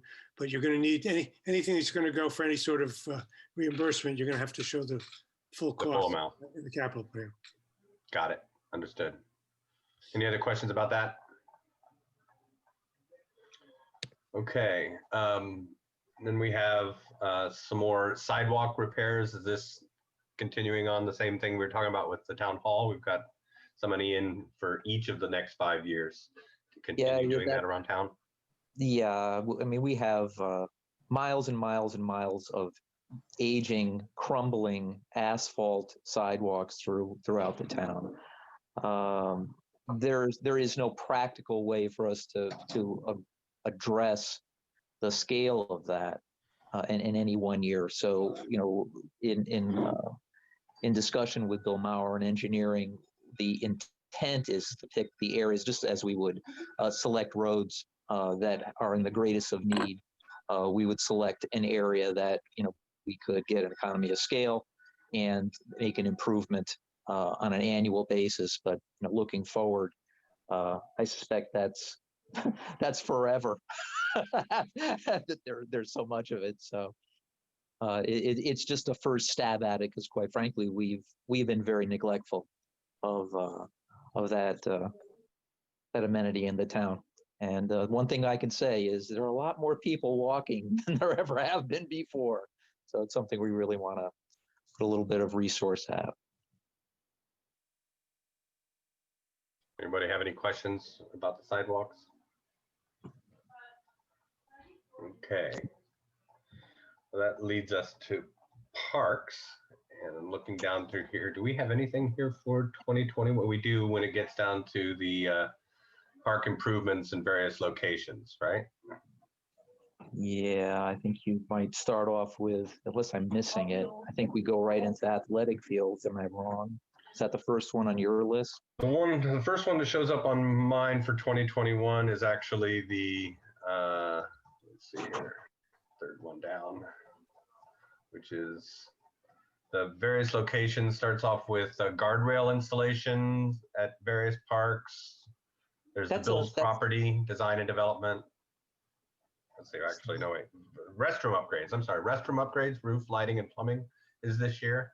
Wooden guardrail and installation at various parks. Yep, that's been ongoing. So we have been doing a lot of in-kind service and putting all of our available resources at materials to try to get the biggest bang for our buck. So every winter we take on a few more 1,000 feet of guardrail installation to preserve and protect any of our assets. That's been working out very well. A similar version of replacing our sidewalks. We have a lot of green space, and unfortunately, people like to drive all over them or damage them accidentally. So we are doing everything in our power to preserve and protect them, and that's what the wooden guardrail installation is. The restroom upgrades, again, it's another in-kind service where a good deal of the restrooms are very old. They're essentially just cold water restrooms, if a lot of you are familiar with. About midstream into COVID, we realized that it really was the opportunity to make them truly functional, and we really had to put hot water in these facilities, put floors in them that were capable of being sanitized, touchless fixtures wherever we could. And so, again, most of this and these upgrades are all for the materials alone, and the greater majority of it will be done in kind to maximize how much we need to do. And again, just phasing that over a few more years and able to complete them all. And then the Abraham Nichols barn. The Abraham Nichols barn. Well, hold on a second. I'm just getting updates from the front. Okay, the Abraham Nichols barn. So that is a 150-year-old barn over at Abraham Nichols. It used to be the storage facility for parks until we made the repairs at Bill's. At that point, we started to move a lot of material from the Abraham Nichols barn into Bill's, and we discovered that it was falling apart. The whole rear wall was collapsing, and well, long and short of it, it's a 150-year-old barn and it needed some work. We did a lot of the work. It's currently stabilized, and most of this is just to keep it from further deteriorating by upgrading the roof and getting some windows in the thing so it doesn't pull in any additional water. It's a great historic structure, and one way or another, we're going to make sure that that thing lasts another 150 years. Through the chair, I have one question, Dimitri. What is that barn used for? Well, currently, it is empty because I've taken everything out of it. The intention is to use it for programming space. It is the greatest deficit that we face in Parks and Rec, is we actually don't have places to do things. So once we knew we had a space that we no longer had to put tractors in and fertilizer, it seemed self-evident that this could be a program space once it was stabilized. Thank you. Any other questions?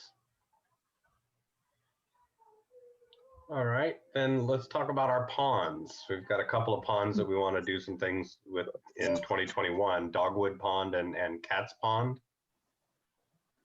Who's throwing me into that discussion?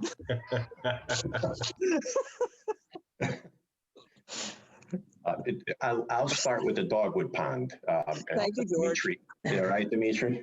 Yeah, I'm great. Dimitri, Dogwood Pond is, for those I may not be aware exactly where that is, it's up in the upper Nichols section. And it has it has been overcome with an invasive species vegetation that basically, if it continues over time, it basically will choke off most wildlife in the pond. So we have been in contact with Mary Ellen LeMay has been advising us, and we have been talking to the state of Connecticut, who has come in and done an evaluation for free, and they've been providing some consultation. And the long and short of it is there is a grant that is out right now. We have a town meeting scheduled for next week. Thank goodness we have Rena Bacalar to spearhead that, and we will be pursuing grant funding from the state of Connecticut to initiate a ratification of this. And the long and short of it is bringing in sterile carp, and that it sounds kind of strange, but the estimates from the state are 12 to 15 of these fish would reside in that body of water, and through a natural process would basically eat that vegetation and keep it under control. So it would prevent us from having to pursue dredging dollars or any major, very expensive alternative proposals. And they feel that this would be a very good application for that. And they're telling us that this is one of only a few of those fortunate bodies of water within the state of Connecticut that have these particular species of plants that have gone in there. And believe it or not, they believe it may be someone upstream that washed out a fish tank, and that basically just seeded this vegetation in that body of water, and it just thrived, and it's continuing, to just overwhelm it. So having this on the capital plan is going to support our application for the state grant funding. We're still unsure exactly how much that will be, because we will need the services of a professional, obviously, to design what that program will be. And there are screens at the inflow and the outflow of the body of water to retain those fish within that pond, that they do not move out from there. And that's pretty much it. So this is more of a grant application support. And Dimitri, I'll let you handle the other one. Cat's Pond? We'll do a tag team with Bill Maurer on that one. Yes. So Cat's Pond has been infiltrated with sediments from 3 separate points over decades, where we have large deltas built into the overall basin. So it is no longer really a stable, functioning body of water. More importantly on that is we have a spillway dam, which is in the last minutes of its life. So there is a lot of intent to do overall improvement into that area without improving that waterway, stabilizing that spillway. We're looking at putting everything at risk, whatever we do in that area, for failure at some point down the road. Bill? So yeah, we have 45,000 in the plan for doing a preliminary investigation and testing. The investigation would include a bathymetric survey to find out the depth of the pond and find out how much material would have to be dredged, and testing would be what kind of contaminants we're dealing with. And they'd also be looking at proposals for the spillway. Another major consideration in moving forward with this is really part of the overall comprehensive stormwater management system for that whole region there. From the Route 8 to all of that adjoining neighborhood. All of that stormwater management happens at that location. And that's really where a lot of that sedimentation has come from, because imagine years and years of sand and other debris really washing through those water spillways into there. But it goes beyond just simply a dam and a pond. This is really a part of the town's infrastructure for stormwater management. And I might add also, this is Kevin again, we learned more about the pollution in our Pequannock River, obviously with our natural resources inventory. And my understanding is that this may help improve the water quality flowing into the Pequannock River as well, right? Absolutely. Absolutely. And of course, with the new Veteran Center going in there, it's going to be very important for that pond to be as beautiful as it possibly can be. Ms. Contafio, did you have a question? Yes, through the chair, John Contapio. Are there any grants, Bill or George, that may help us with this, or state funding? Not at this time that we're aware of, but we would definitely pursue it. Thank you. Any other questions, comments? Okay. Don't have anything on the sprinklers for this year. We do have some paving that we want to do at Twin Brooks. Is that correct? Yeah. Drainage and paving. It's it's one of the phases. There's actually a couple other phases that will be done in Twin Brooks. This is relocating the Twin Brooks Drive further away from the stream and doing drainage improvements that are impacted by storms impacting the park. So then the design phase for this is already done. Is that correct? Yes. Yes. Yeah. So then would there be ground being broken this year for that? We Hope would. so. That's the plan. That's the Okay. plan. All right. Any other questions anybody have for this? I think we have $1 million this year and another $1 million next year. We have earmarked in our plan for this. Yep. Okay. So moving on to our pools, from freshwater to pool water, we'll go to Tashawa Pool and talk about what we're wanting to do, upgrading and renovating that facility.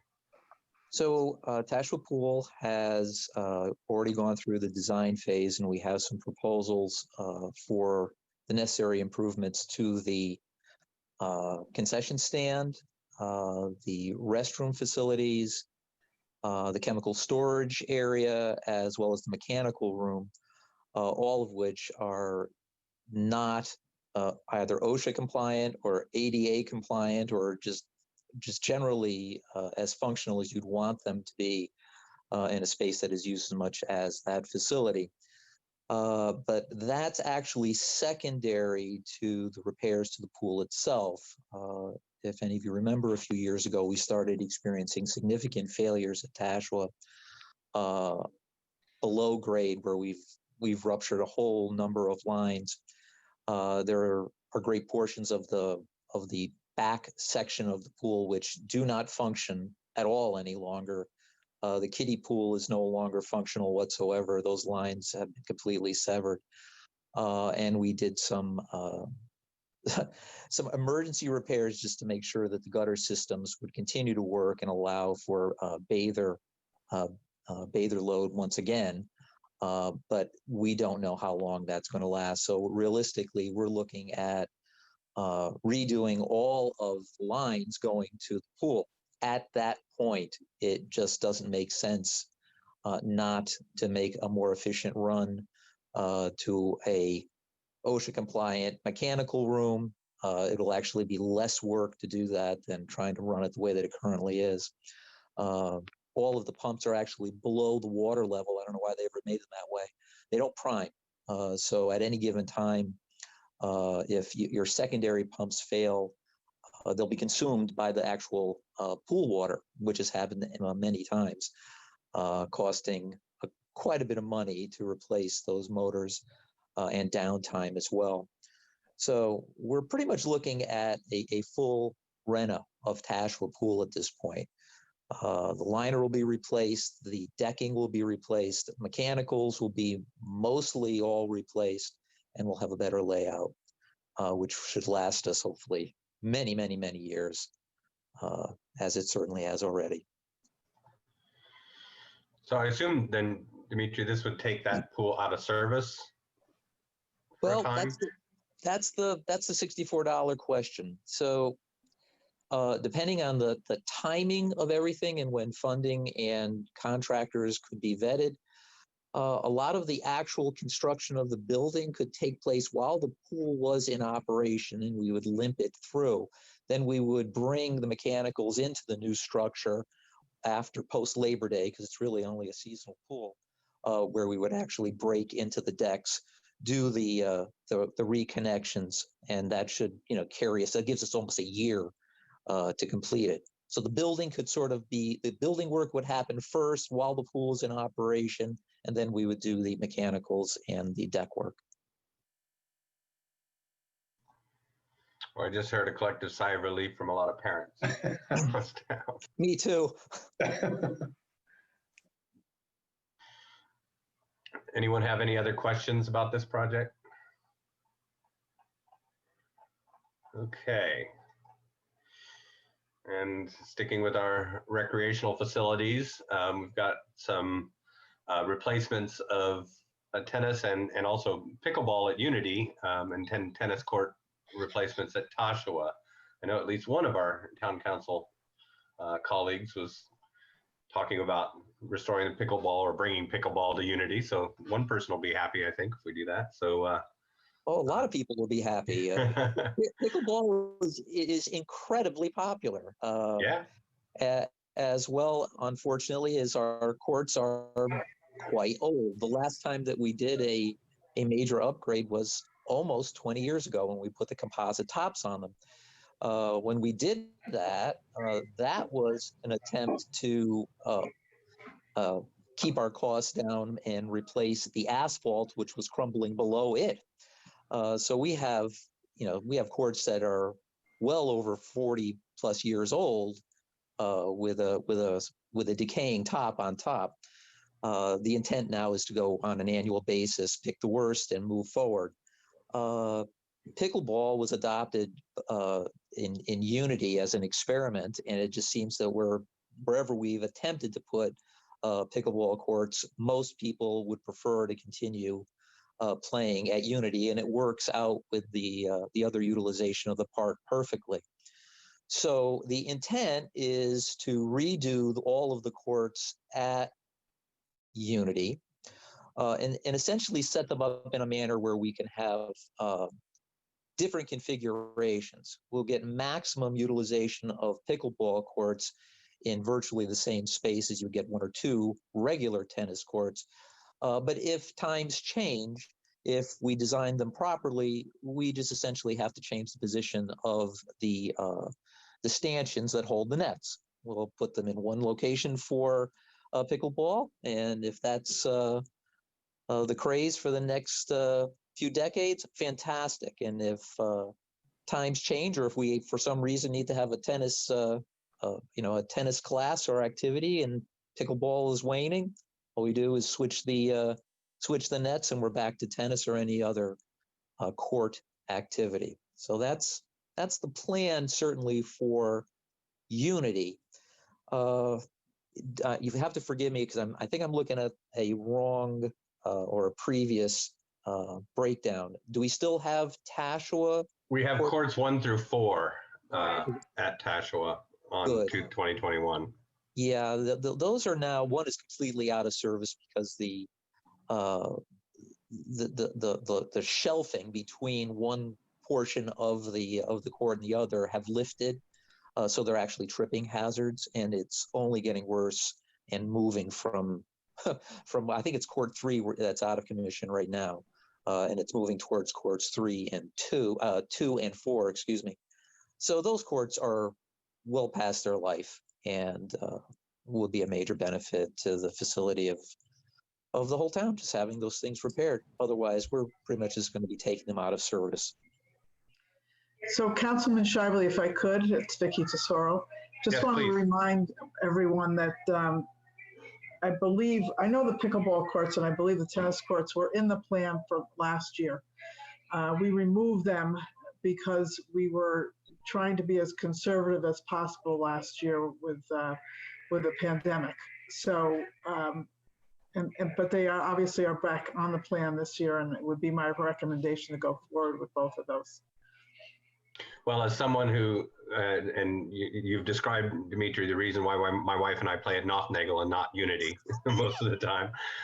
But tennis has been a great thing during this pandemic to be able to get outside and play over the summer. So I'm encouraged that we're going to continue to keep these facilities in good shape. I hope we can. Does anybody else have any other questions about either of these projects? Well, that will wrap us up with parks then, which leads us to fleet and equipment. The most exciting part of the evening, right, Doug? Oh yeah, here we go. If I may, I'd like to ask permission to show a few slides of as I did on the facilities, on some of the equipment. And Doug, you can do the narration if you like. Okay, sure. I'll control it. Is that okay, Mr. Chairman? Yes, please. Okay, thank you.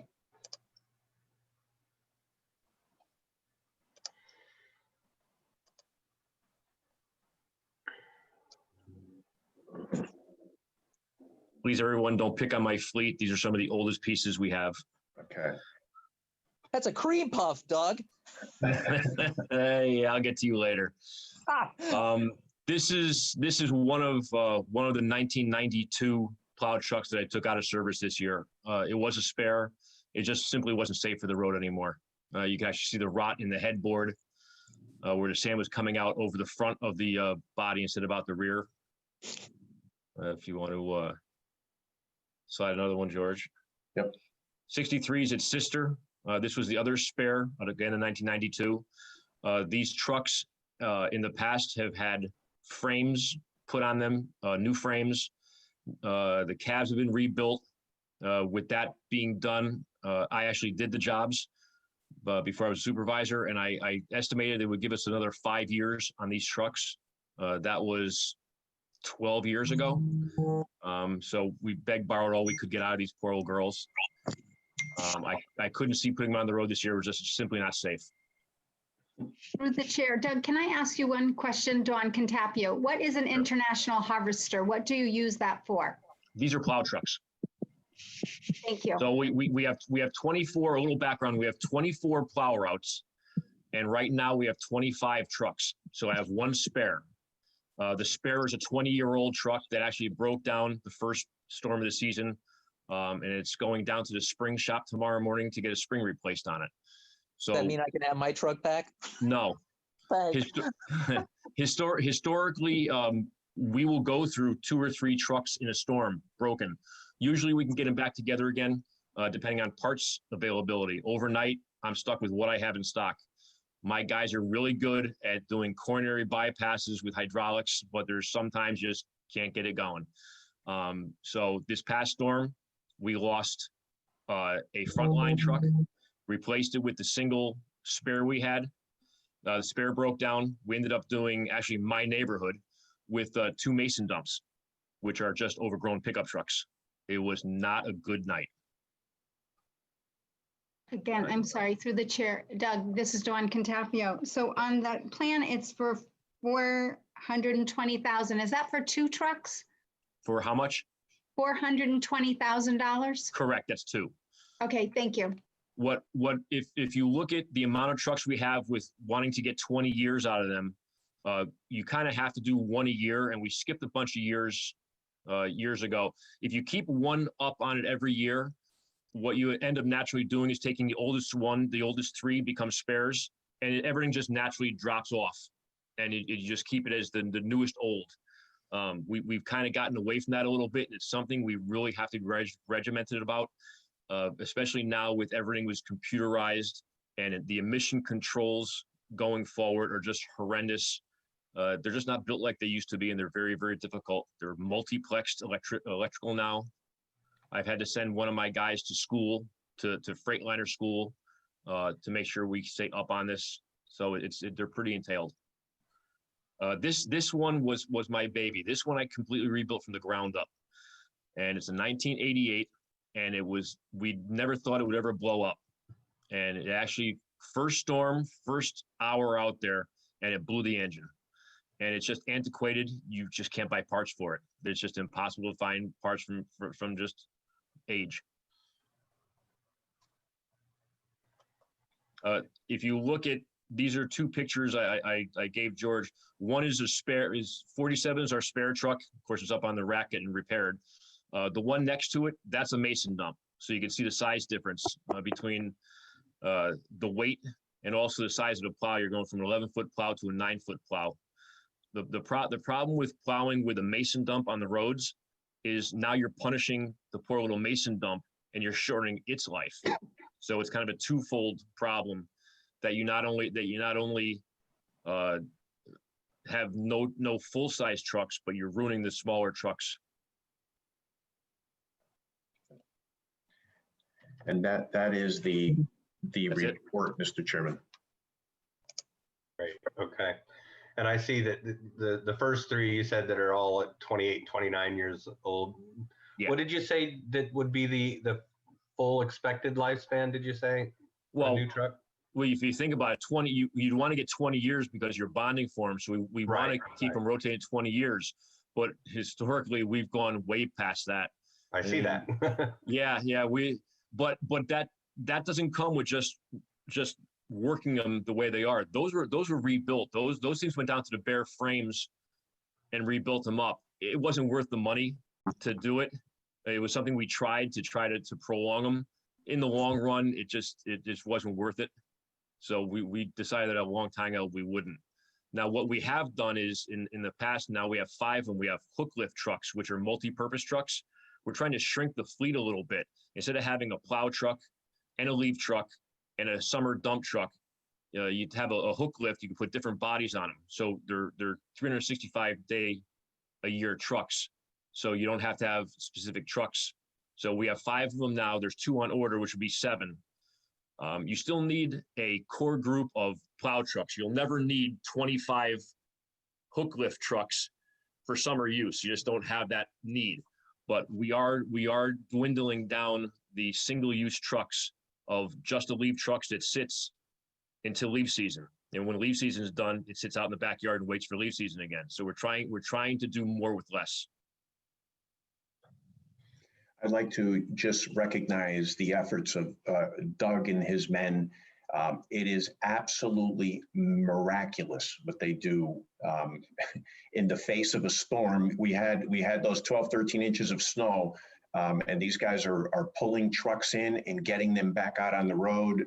They're backing up outside, waiting to get it pulled inside. They just don't stop. And you know, we often speak about the drivers that are ongoing throughout a storm, but equally as difficult, the efforts that these guys are doing inside to keep those trucks on the road and have those plow routes covered. And like you said, we had 2 mason dumps covering that one route. That is definitely something we want to avoid at all costs. My guys are amazing what they do. They can make something out of nothing, and then later on remember what they did and fix it the right way for the next storm. So I give accolades to my guys. Well, and you know, the important thing to recognize is that many times, like the storm we just had overnight, there are no parts stores that you can go to. No. So these guys are jumping in the back and actually making a part that's going to keep that truck on the road. And like you said, the next day they'll order the factory one and they'll put it on, but they get that truck back out on that route to finish its job, which is great. Well, we appreciate your highlighting them, Mr. Estrada, and all their important work. They certainly are essential workers in our town, and somebody that we all count on very much to be able to get out of our driveways and get out on the roads when the storms are over. That's for sure. Now, we also have in 2021 another vehicle, a roll-off truck. Is that right? Right. That truck I took off the road this year again. It was not safe for the road. My battery is going low. I hope I stay on long enough. It's on charge. It was a 1996 International roll-off truck that the first 10, 12 years of its life ran back and forth with recyclables to New Jersey. So it's a high mileage, well-worn truck that we took off the road. It's got spring problems, frame problems. It just wasn't safe for the road. That truck is an integral part of day-to-day life, especially in the fall with leaf season. It's essentially a triaxle dump truck, if you want to call it that. It also moves the dumpsters that we use. Dimitri might use a dumpster at a parks event. You have to drop a dumpster, pick it up, bring it to the transfer station, things like that. So it's an integral part of the operation on a yearly basis.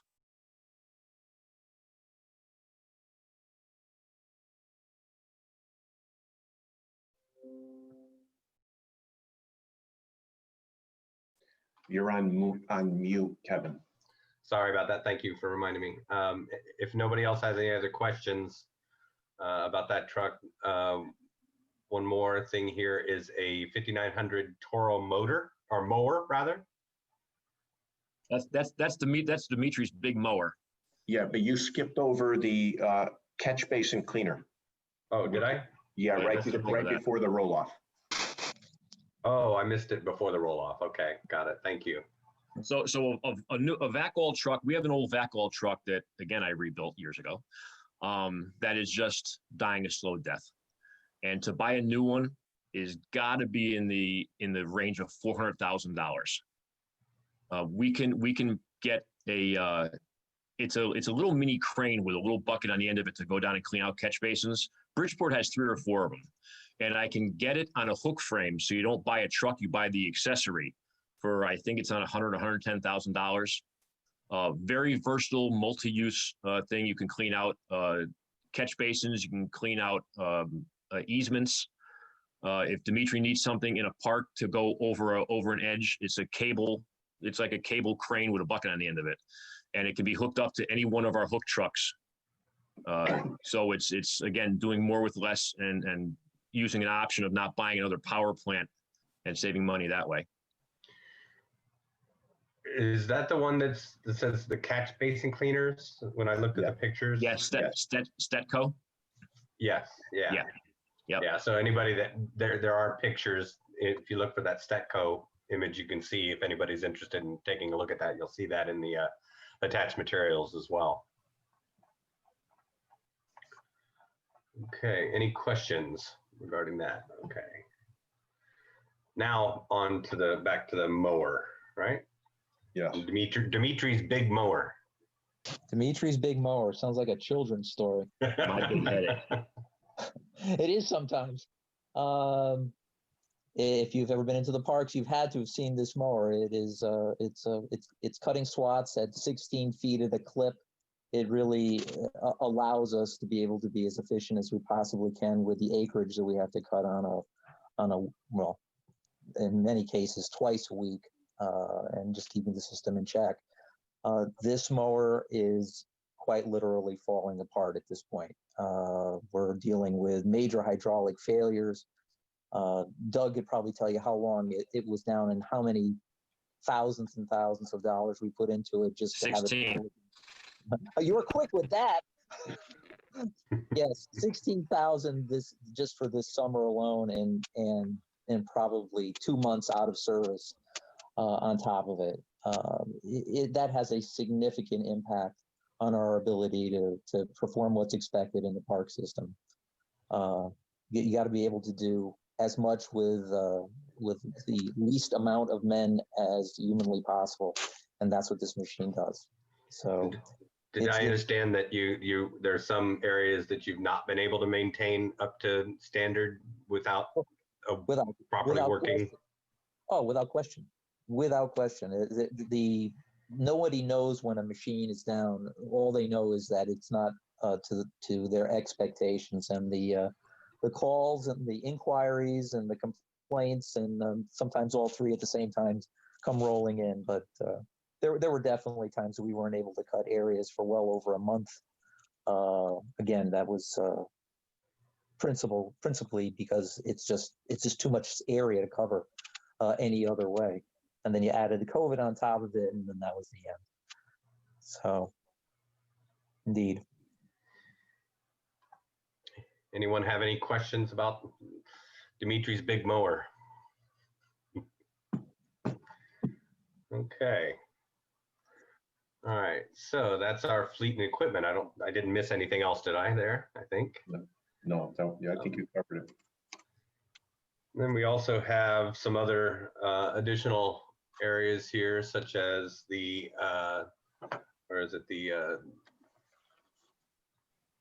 enterprise and engineering, the Strobel Road sidewalks. That's not this year, is it? No, that's not this year.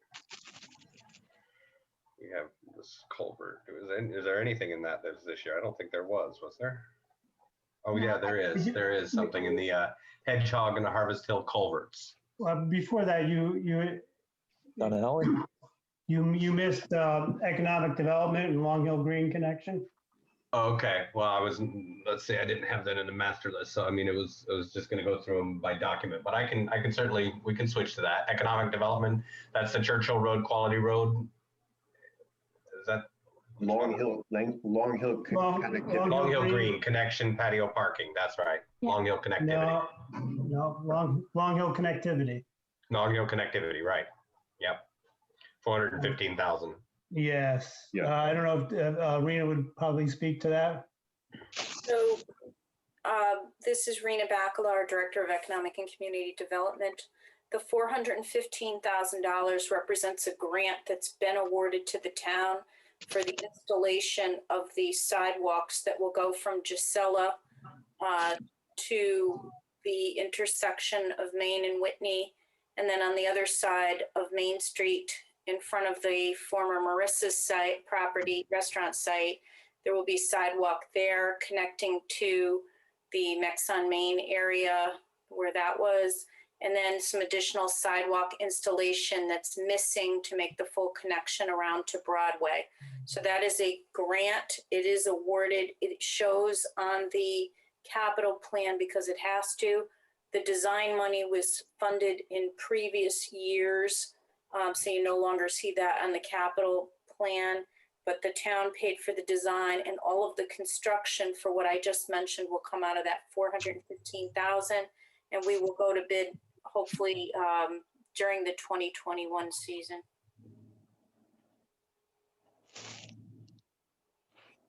Well, that's certainly becoming a nicer and nicer area of town, that's for sure.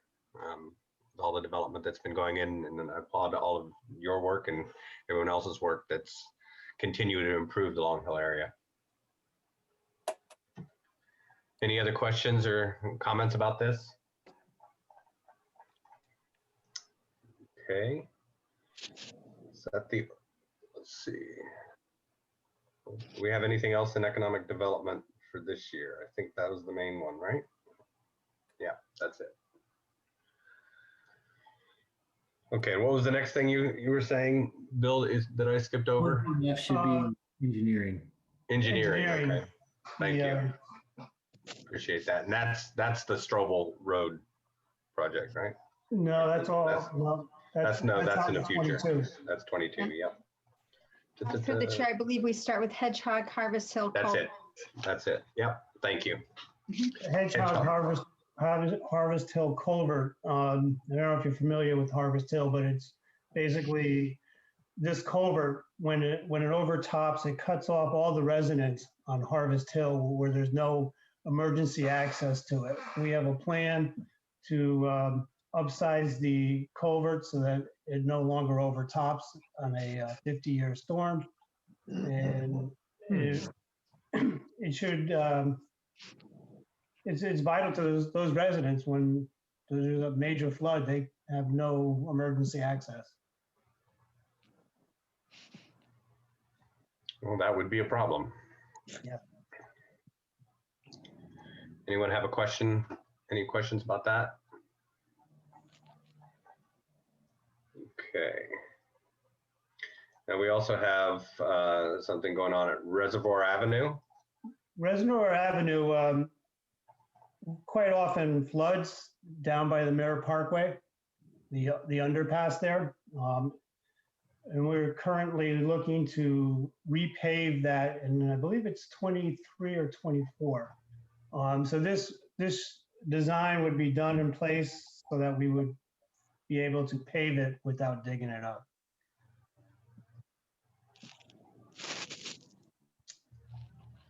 Okay, so that's then this year would be the design, right? Yeah. And then next year, the construction. That's correct. So it'd be ready for paving in 23 or 24, like you said. That's correct. Okay. Any other questions about that? And we also have another area of Reservoir Road. Is this related with the Williams Road culverts? Williams Road culverts off of Williams Road. It's not, right. Not Reservoir. There's. Oh, I see. It's Williams. Yeah. It says Reservoir Avenue in the department heading. That's why I was saying that. Oh, okay. So the Williams Road has quite a few culverts in a floodway. We have done the design for the road, but we need to design the culverts and we need to do a flood study. So that's what the 55,000 is for, so that we can get those culverts designed. A couple of years back, we had a collapse of one of the culverts on Williams Road. It's an old corrugated metal pipe that actually collapsed and the road gave way, that we had to go and fix an emergency. So this is addressing those issues on that road. The design portion, not the design portion. Again, design this year, construction going forward in 2022. Yes. Any other questions about that? Moving on then to the bridge over Old Town Road. Old Town Road Bridge, the $2.6 million project. 2 million of it is actually for the bridge. The bridge is from over the Pequannock River. It's a 280-foot span bridge. It's completely maintained by the town and is in poor shape. We have a local bridge grant that would match a 50% match. The $2 million is a $2 million project for the bridge repair. So the match would be $1 million, and the 620,000 is actually for the rest of the paving on that road up to the Bridgeport line at the exit ramp from southbound 25.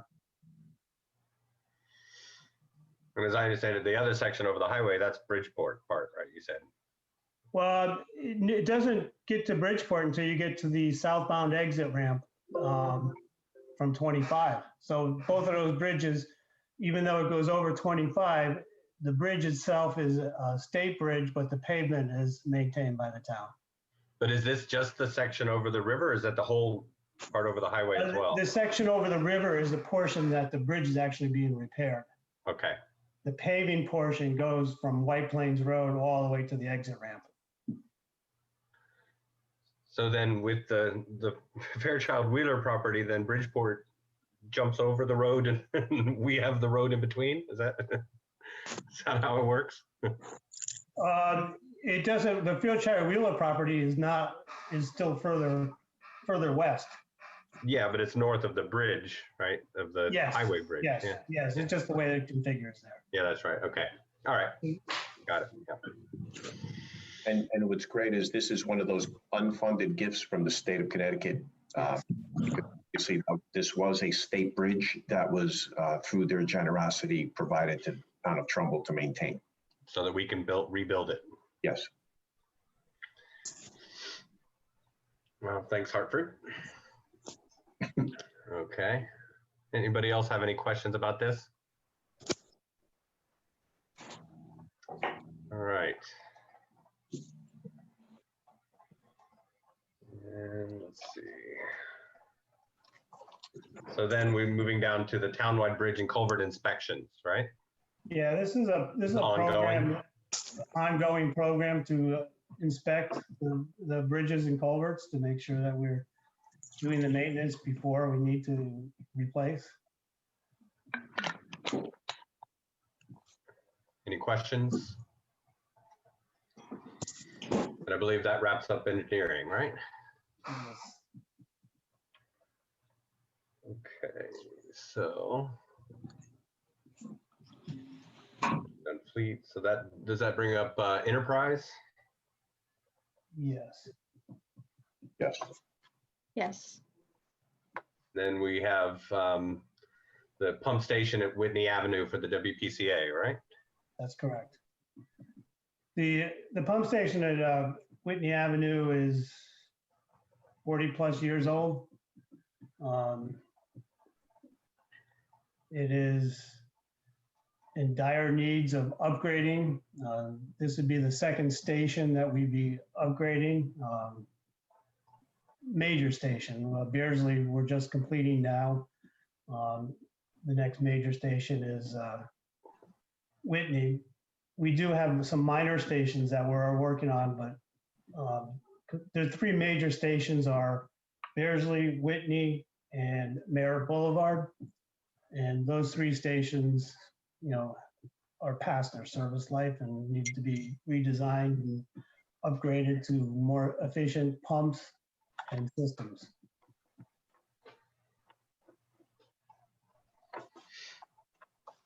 Okay, any questions about that? I see the next two projects after that, right? Wildwood and Merritt Boulevard, right? Yep, in the subsequent years. Again, this year being design, next year being construction. Yes. Each one having a design year and a construction year. Okay. So then we have, okay, so that's sewer is not this year. Again, with WPCA, the force main and IA evaluations. Yes, there's, like I said, there's 13 pump stations, and the pump stations all have force mains that pump sewage to gravity lines. The major station that we have that pumps to Bridgeport is the Beardsley pump station. It pumps through a 20-inch diameter ductile iron pipe, approximately 2 miles long. It goes along the Pequannock, under the Pequannock, under Route 25, up along Home Depot, and then into Bridgeport before it dumps into the interceptor line, the Bridgeport Trumbull interceptor line. Last year, we actually had a failure in a portion of that pipe. And it's been determined that it's from inside corrosion, from the inside the sediment on the bottom, corroding the pipe on the bottom. So we're putting together a plan to replace sections of it as needed. It's also very hard to inspect because there's no way we can turn off that pump. It has to keep going. So we need to actually bypass it so we can inspect it. And that's therefore the $1.5 million, right? Yes. Not a cheap project. No, and it's a key asset. I mean, 2/3 of the flow from Trumbull goes through that line every day. And I understand for this, we had a design last year. We have money in place for a design that we're working on now. And, And then this would actually start this year. Yes. Okay. All right, and I believe that is Enterprise. You have Tashua Golf Course. Yep. We have one more. Yep. Oh, where's, I missed that. Okay, through the chair, it's a greens mower, a Toro Greensmaster 3320 for $58,679. Right, okay. I didn't have there's not like the request, I don't have a request form for that. That's what I just have the information on the invoice or the bid or order agreement rather, right?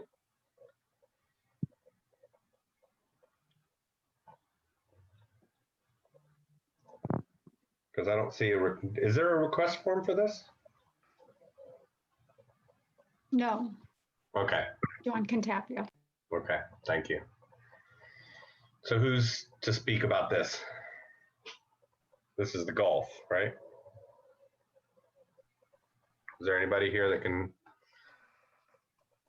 I don't believe there's anyone here from the golf course to speak to this. Okay, We can have someone at the council meeting. the council meeting on Thursday, okay. All right.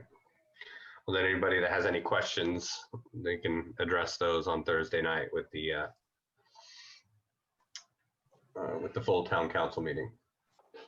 So does anybody on the committee have any other questions of any of our participants? I want to thank everybody for going through all of this with us and helping us to understand everything. Didn't miss anything, did I? I think that covers everything. So we have a motion then on the floor to approve this capital plan. It's been seconded. Is there any objection then to approving this capital plan, this 5-year capital plan by unanimous consent? No. Hearing none, then this capital plan is hereby approved by unanimous consent.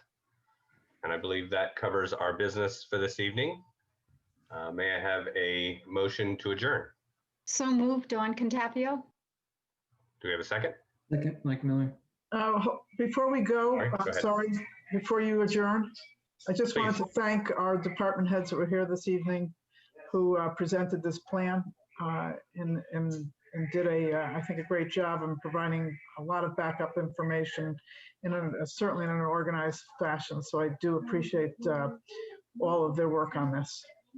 Yes, absolutely. I second that, definitely. And in fact, just to remind everybody, this isn't just for our benefit as members of the town council. This is to help everybody in our community understand what it is, because it's all of our money, right? That we're on the hook for and borrowing to take care of our town together and our community. So we definitely thank all of our department heads and everybody here that's participated in helping us all to understand exactly what we're doing to support our community. And again, just as a reminder, there is no funding being requested here this evening or on Thursday night. This is just a plan, a 5-year plan that has to be approved before the 1-year funding plan is brought before the Board of Finance and then the Town Council. Thank you for Selectman Tesoro for reminding us of that. So we have a motion seconded to adjourn. If there are no objections, I will thank all of you for your participation this evening and Happy New Year. Thank you. Thank you. Good night, all. Thanks. Good night.